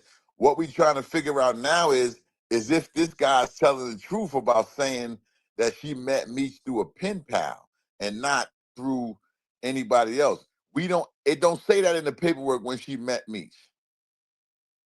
Yo, if anybody wants to come up to Dada and clear up some information, y'all could come up here to Dada, stand right to Dada. Yes, Tammy locked up the guy in Atlanta in 2003. Yes, we know that's true, but that don't got nothing to do with Detroit.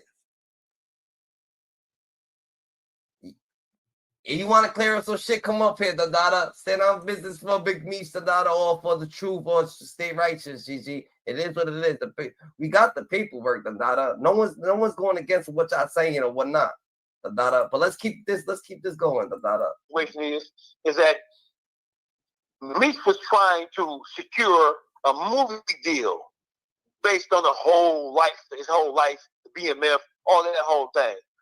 So when Meech was going to prison, Tuffy was coming out of prison. So because they had a trusted brotherhood to go back over 30 years, and just to make it known, motherfuckers in Detroit know who Terry. What's good, Miraculous? You got something to put up in it? You got an input? Well, yeah. The testimony. In the testimony, Tammy said she met Big Meech around 2003. Okay. We talking about Cuffy, but yeah, she did say that she met Big Meech earlier than Yeah, they just said that too. They just said that. No lie. No, know who Cuffy is, bro. Cuffy wasn't just no lame ass, bro. He didn't work for either one of them. He didn't work for T, and he didn't work for Meech. It was like family. It was a brotherhood. It was an association when it came to him and Meech's relationship. So what happened is,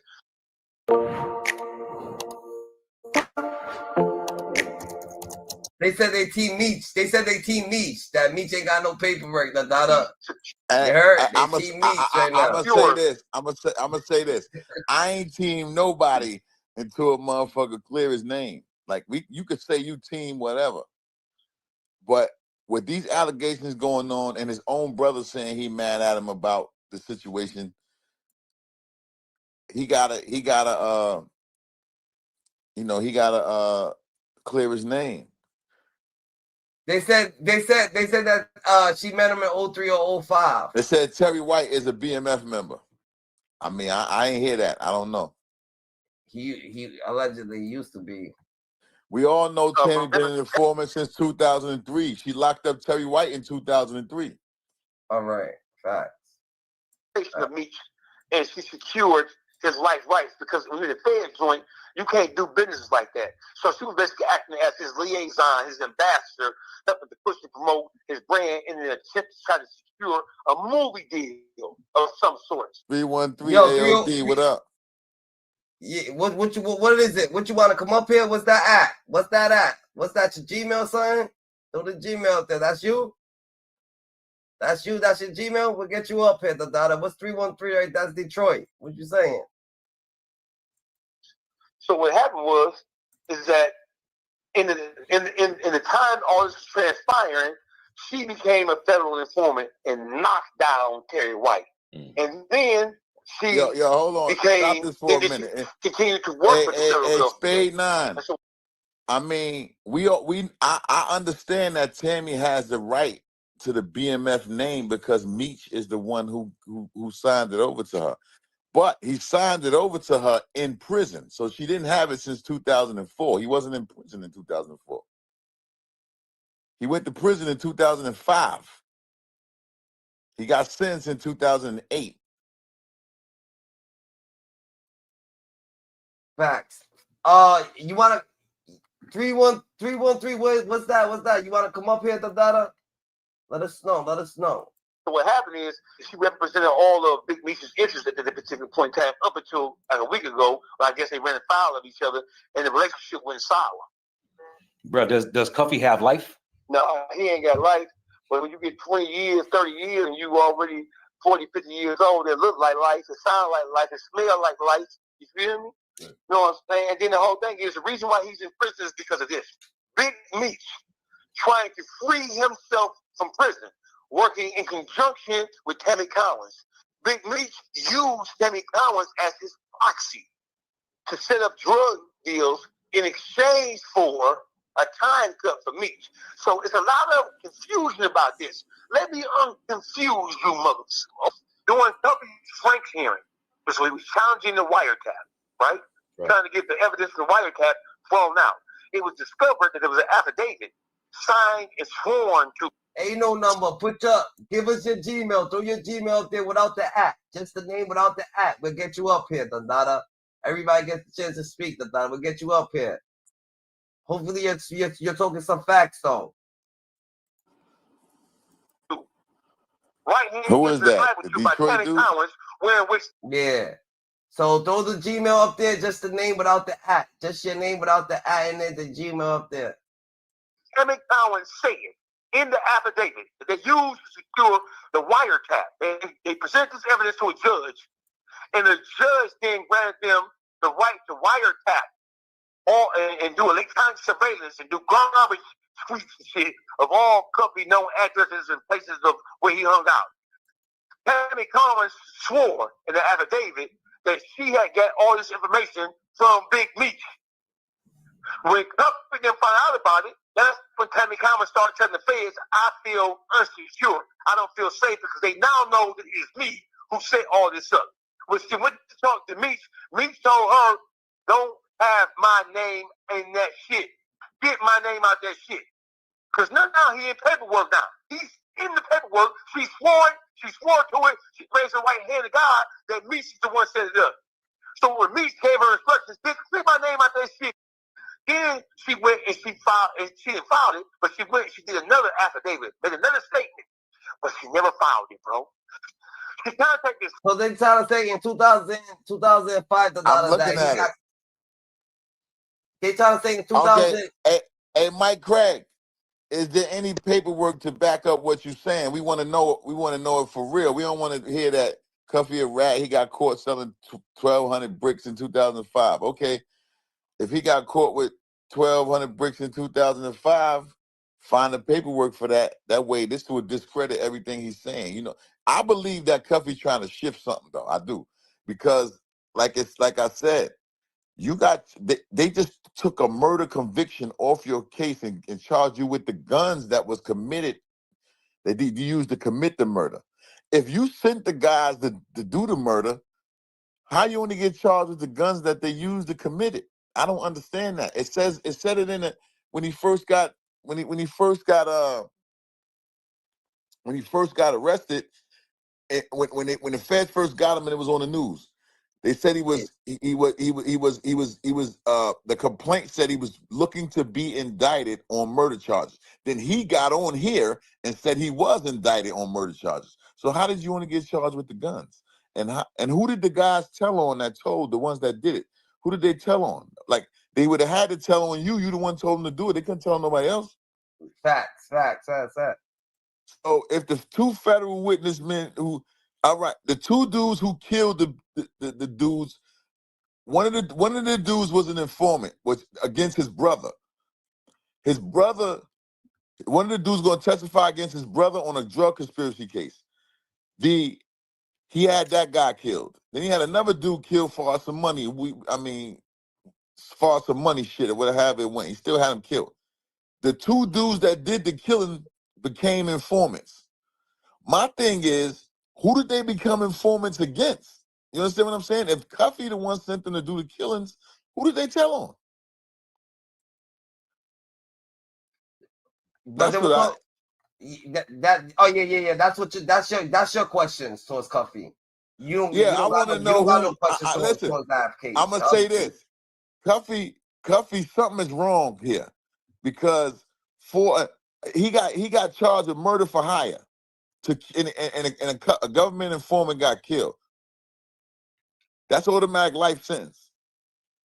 But before that, he just beat the feds. It's actually a death penalty case, but the mandatory minimum on that case will be life in prison if you don't get the death penalty.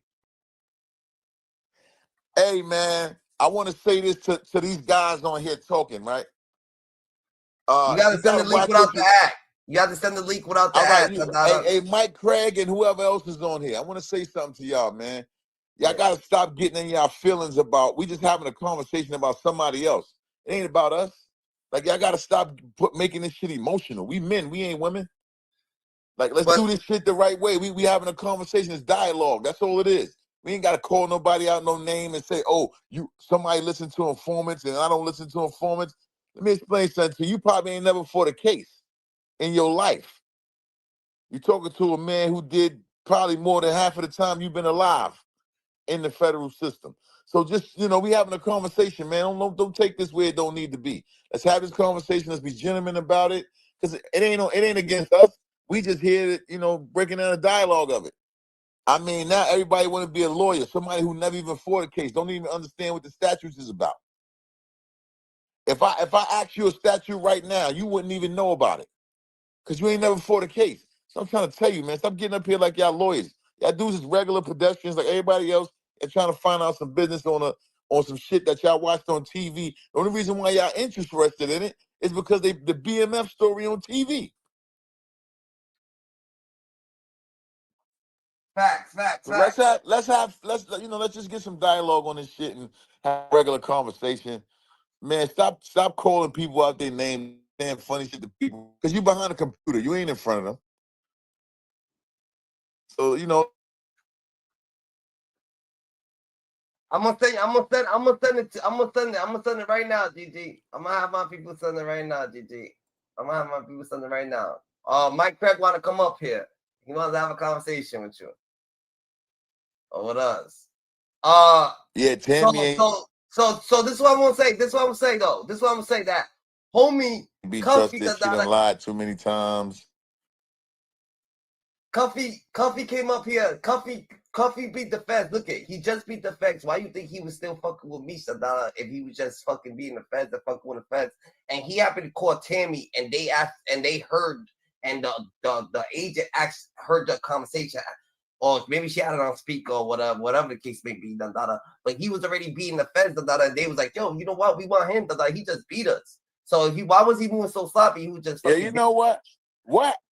But what happened to all these other guys on this BMF case? We don't hear nothing about these other dudes. They're around. Witness. You got co-conspirator, witness, co-conspirator. Damn, they got a lot of witnesses. I can't see the top dudes. I don't know what they is.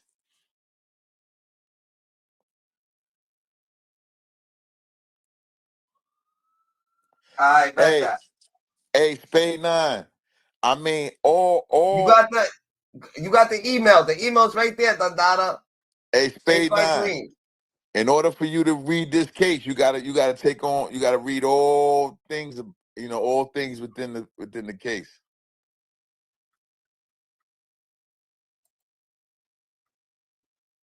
All right, let's go. Y'all got the email. Chase my dream, Dada. Chase my dream. Send the email, Dada. Y'all got the email, Dada. Chase my dream. Send the email. Just put the ad to it at gmail.com.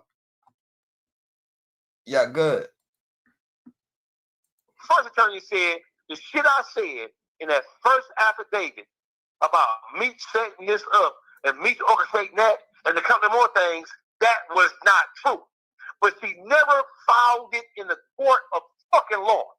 If she wouldn't have filed it in the court of law, then Cuffy's lawyers would have had immediate grounds to request an emergency hearing to have all the evidence secured or procured through that wiretap dismissed against him. So the case would have been dropped right then and there because they would have had an opposing affidavit to present to the judge. Right here, she said this. That's the Gmail right there. Send your Gmails in, Dada. Y'all want to come up. Send your Gmails in. That's the Gmail. Put the at gmail.com. It's right there, Dada. Let's get right. Then she recanted it right here. She recanted it because she wanted to maintain her relationship with Big Meech, and she wanted to clear his name because she didn't want to come out, and he didn't want to come out that he was the one who orchestrated this whole wet ass play. You and Meech ever had any conversation? They ever try to reach out to you? You ain't talking no motherfucking rats. Okay. The situation with him and 50 right now. What's that all about? 50 on his ass. That's the situation with him, right? So for all of this talking about, oh man, 50, well, if that's the case, 50, you been harboring this information, you knew he was a rat. I agreed to executive produce the show and get some money out of this shit. He ain't my friend. If you met John Gotti or if you met Sammy the Bull and you were an executive producer, you were in the entertainment business, you wouldn't want to secure the rights to Sammy the Bull story to do a movie on him and make money off of it? If you in the movie business, we ain't on the street selling dope, killing, robbing, gang banging. I'm in the film business. I'm in the entertainment business. Me and you ain't friends. Spade 9, who you talking? And understanding they both had they runs, right? One in the music game, one in the street. What? You guys understand Spade 9? I asked her who she talking to.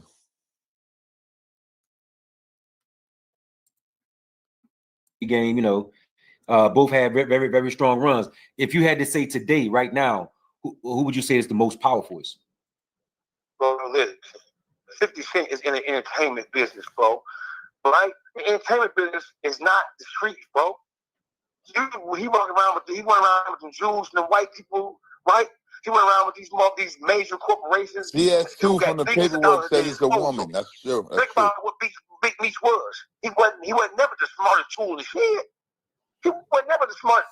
Southwest T was the smartest tool in the shed. Real talk, no joke. He was the real businessman. But Meech wanted to be flossy. He wanted to be fly.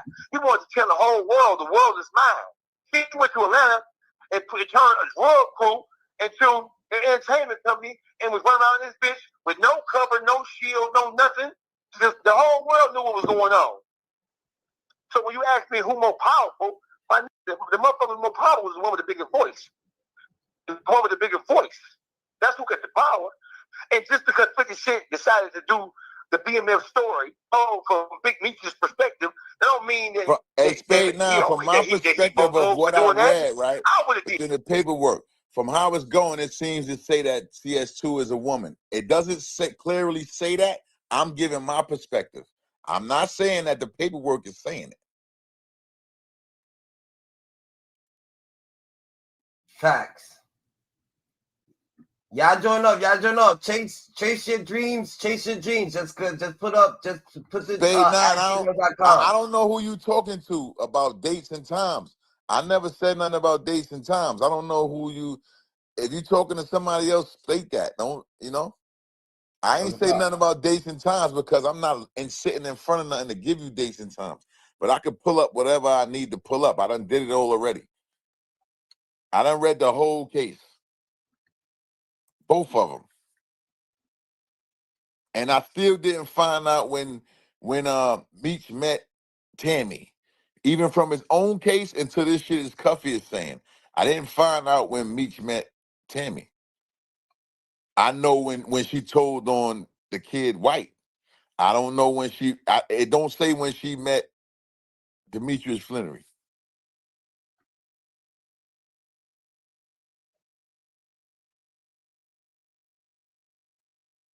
He said he met her when he got knocked off. That they was pen pals. Like that's what this guy's saying. Yeah, but that ain't right? that ain't what Demetrius said. Yeah, fact. And that ain't what she said. Fact. When they saying that she met in 2003, far as from what was said in the paperwork. And he said, and this guy said he don't know when she met Meech. He met her in 2008 or 2009, which is Cuffy.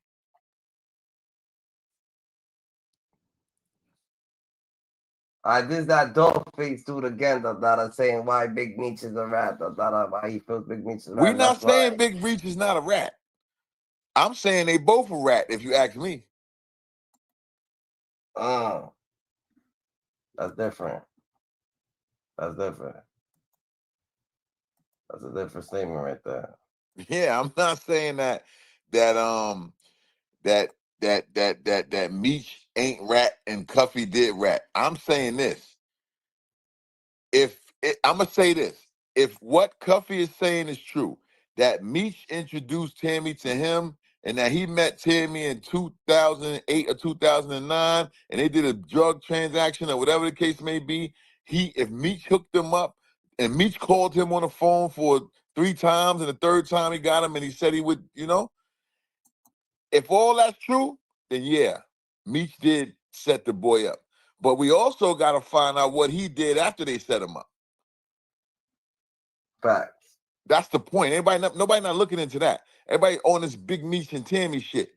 He's saying things about his own case that he has that's not even a part of what they did, even though it's on the same indictment. But with the murders and all of that, he has things that's going on that we ain't, All right.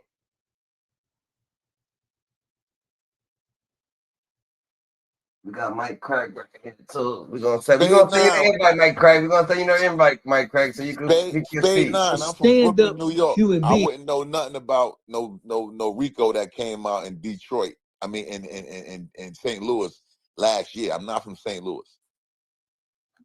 We can get a St. Louis nigga up here though, real quick, Dada. Hold on, let me say something to Maurice Freeman. Hold on. Maurice Freeman, I want to ask you a question.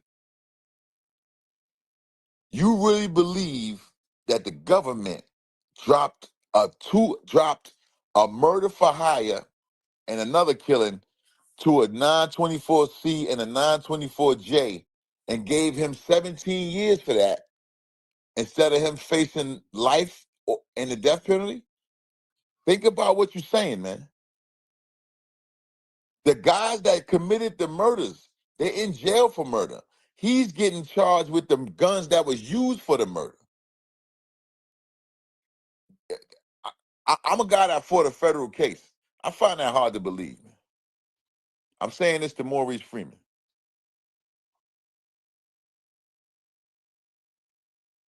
I believe Dirk Blue got a chance to make it out because there's some there's circumstances in that case that's crazy.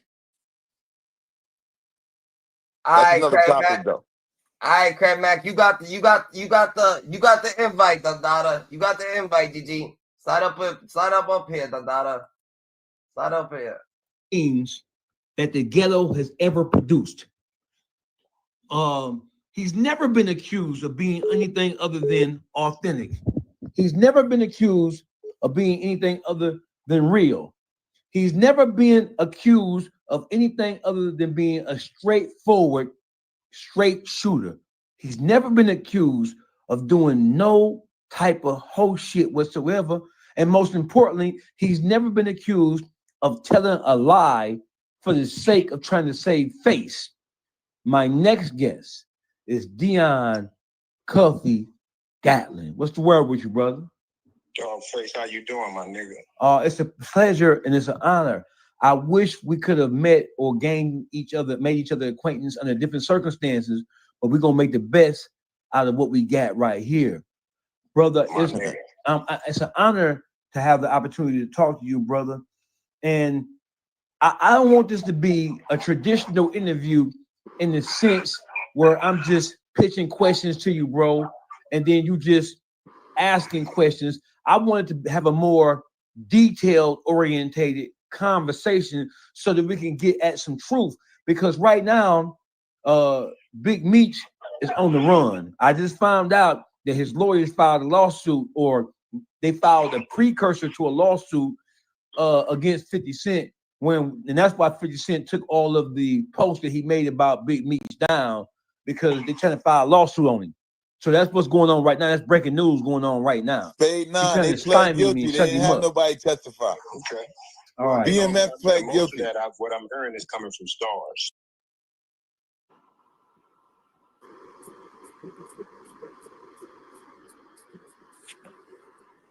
Yeah, he's contractually locked in with Stars. Okay. Okay. So listen, brother. I think the best thing to do is really, because I interviewed Blue Da Vinci earlier today, and I asked him about your contributions to BMF overall.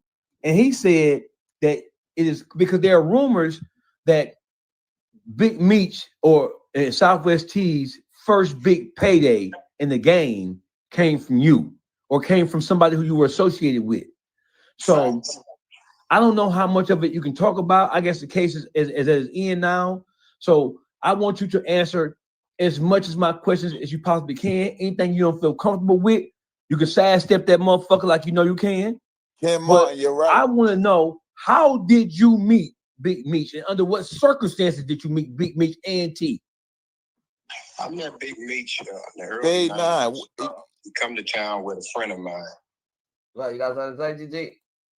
I'm trying to figure out who Spade 9 is. You got a name like Spade 9. Is that a man, a woman? What? I don't want to talk to a woman and talk to her like I'm talking to a man. I don't want to.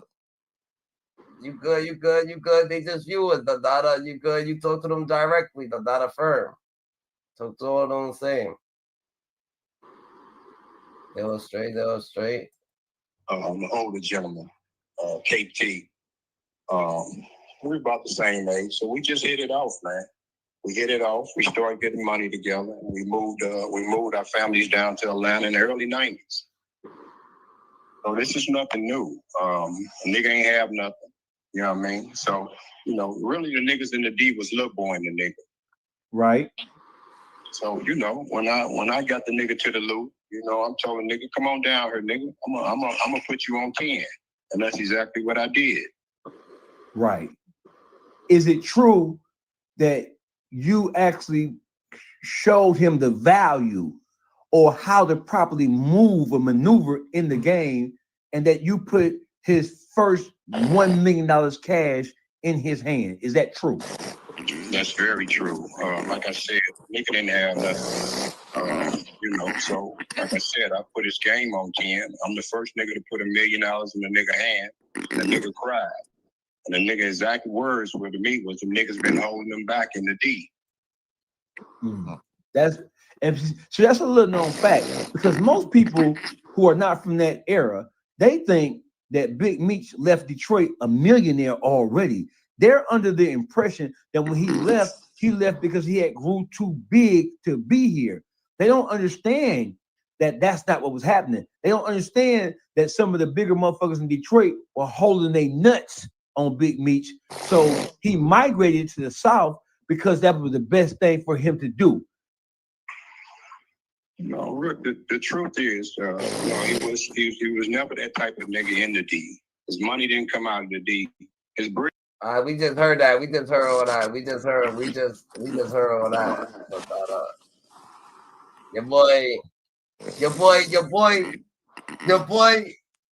Your boy got some explaining to do. Cuffy got some explaining to do. Big Meech, he got to come out, you know what I'm saying, stand tall, because a lot of people sharing him on, You know what I'm saying? A lot of people sharing him on. They gon'. Let me tell you something. People cheer fame. Today's world don't really care what really went on. They just don't want Cuffy to be able to say that Meech is a rat. That's what's going on now. But the thing is, right, what the paperwork says is what it is. It ain't got nothing to do with who's saying who what. But Cuffy, from the deliberations he's giving on his own case, something ain't right there. Something ain't right there. We still want to know how you get charged with the murder weapons and not the murder when you hired the guys to do the murder.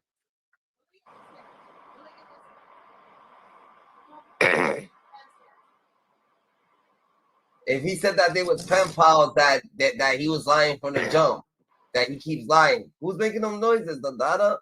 I don't know. Somebody else in here snoring or some shit.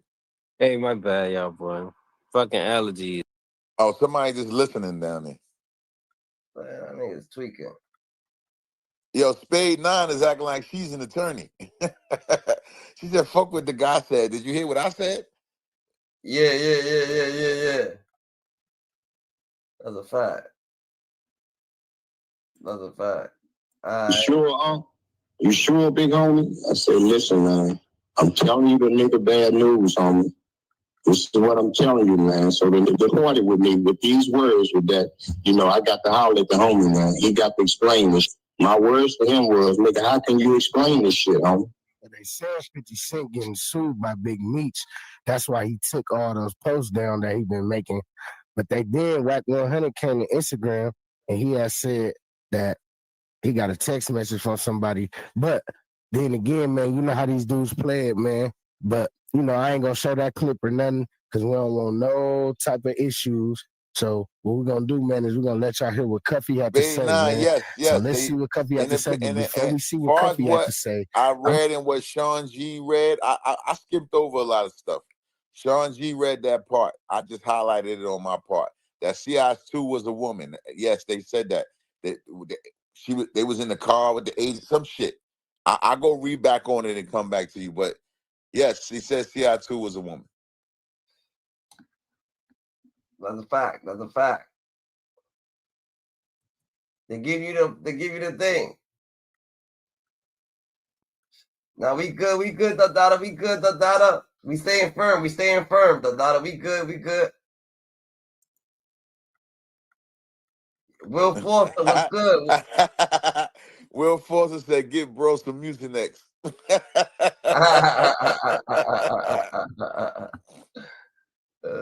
Oh shit. That's a fact, though. That shit was crazy. All right, Matt. I'm going to need y'all to smash them likes, run them likes up for face. My next guest is Dion Cuffy Gatlin. What's the word with you, brother? Face, how you doing, man? It's a pleasure and it's an honor. I wish we could have met or made each other acquaintance under different circumstances, but we're gonna make the best out of what we got right here. Spade 9. Brother, it's an honor to have the I've opportunity. seen all of the paperwork, not just Tammy's testimony, not just Tammy's debriefing, none of that. I've seen it all. I've been, Sean G. I've read it myself, and then Sean G. read it. I've read it that way. I've read it on my own. I've read it through other people reading it. We 90% of the people on here have seen all of the paperwork you're talking about. But we ain't going that deep in it to specify every We went through it in detail.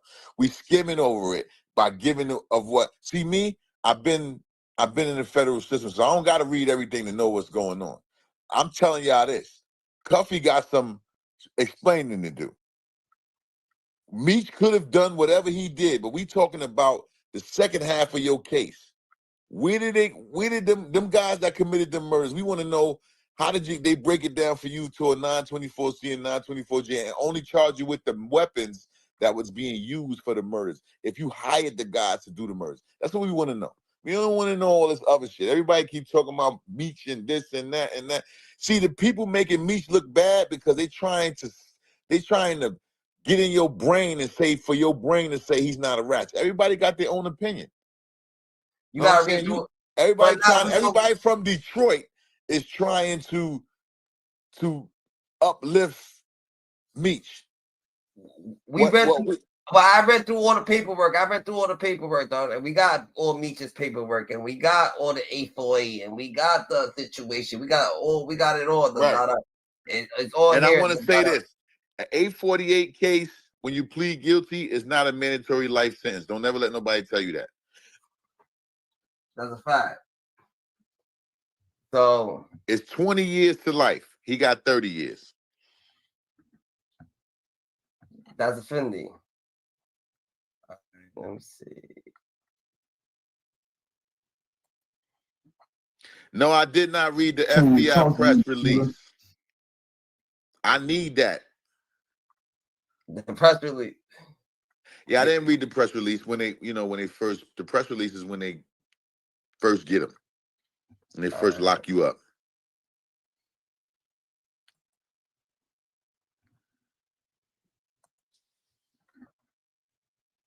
We're not just here, Dada. We're not just here just skimming through them, Dada. What you want us to do? You want us to bring us the paperwork? Spade 9 is a woman, and I guess she probably paid for everything. She got the press release and all of that. I don't need to read the press release. So the paperwork. Hey, listen, that's all you need to show her.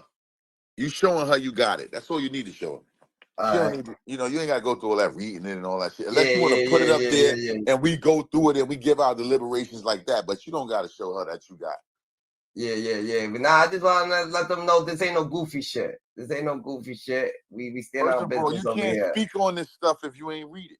Yeah, facts. Certain stuff you can't get from somebody else. Facts. And we got more though.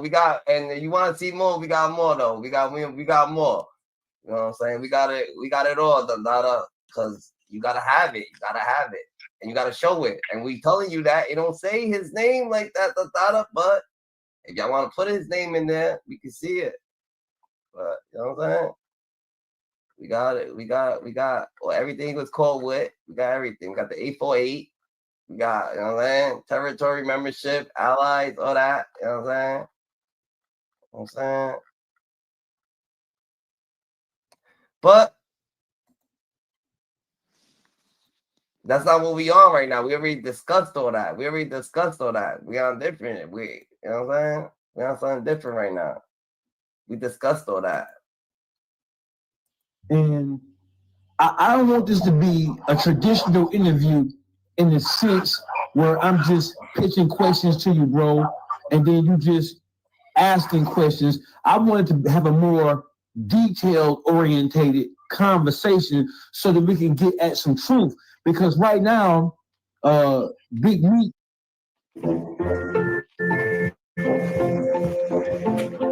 Hold Homie got a lot to say about Big Meech, and the homie just blatantly just keep antagonizing Big Meech for no apparent reason. Well, he got a reason. But the thing is this: it's all about he's money. not going into what Cuffy own case is about, the murders and this and that and the third. We want to know that. Yeah, they just want to know about they know about Big Meech and shit like that, and all his fuck ups and his. We ain't on Big Meech right now.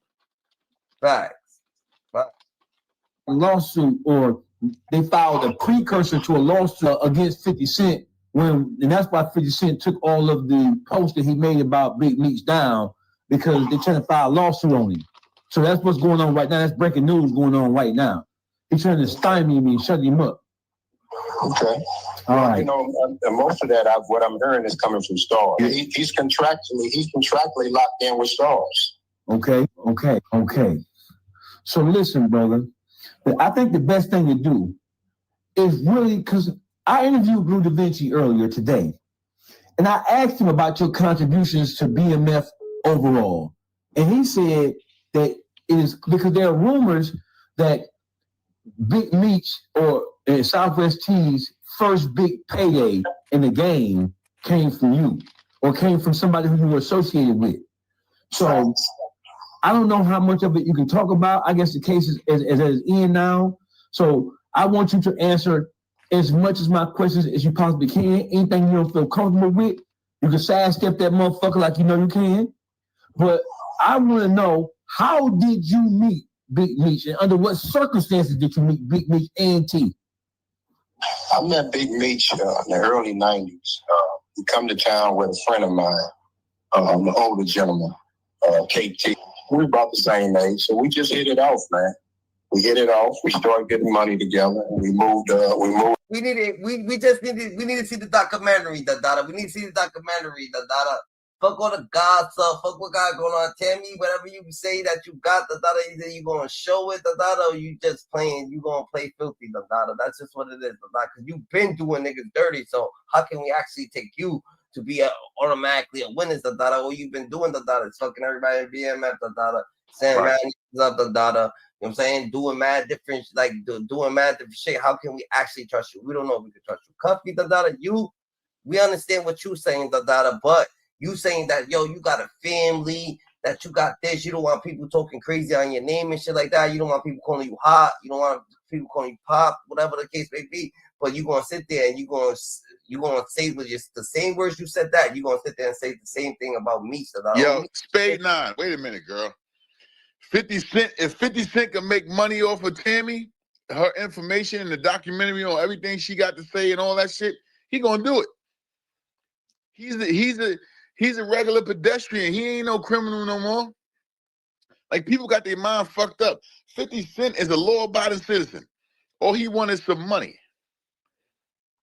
Like, he don't care nothing about, technically, he don't even care about who ratted and who didn't. That's not why he not talking to Big Meech. He not talking to Big Meech because Big Meech went and betrayed him and was trying to do something with his enemy.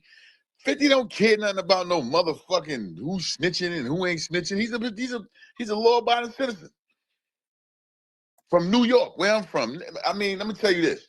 I care about it because I'm a felon. Yeah. That's why. Yeah. So 50, I'm a criminal. I was a criminal. I changed my life now, but I was a criminal. So You're a law-abiding I citizen. care about that type of shit because I hate rats myself. Yeah. So 50 don't care about that though. 50 is a businessman who's a millionaire who's making money while he's sleeping right now.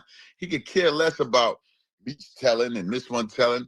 His only problem is he feel betrayed because Meech, he feel like Meech went behind his back and did something with his arch enemy. So yeah, that's his only problem with him. Do I believe 50 knew all this shit that they talking about now before Meech got out of jail? Yeah, he did. He just ain't give a fuck. That's a fact. He's trying to get to the bag. Moved our families down to Atlanta and everything. So you just said that 50 knew about it. He didn't give a fuck. You know what I'm saying? Yeah, look, I'm gonna say this to you. I'm gonna say this to you. Put yourself in 50 shoes. Yeah. You an entrepreneur. You know you got all this good shit going on. TV shows, music. You got people coming out. All right, these people come to you with a documentary. You make it into a series. You go to Stars. Stars gives you a certain amount of money for the documentary. Now you got to pay all of them, and we ain't gonna go through all of that. I'm just saying this. Do you think? Would you care who Meech is or ain't? We talking about money here. You a law-abiding citizen at the time. It don't matter to a listen. A regular pedestrian does not care about who ratted and who didn't. They don't. So 50 is in it for the money. 50 could it could have been anybody. It had to be Big Meech and whoever the fuck else. Like I said, if he could make money from Cuffy's story,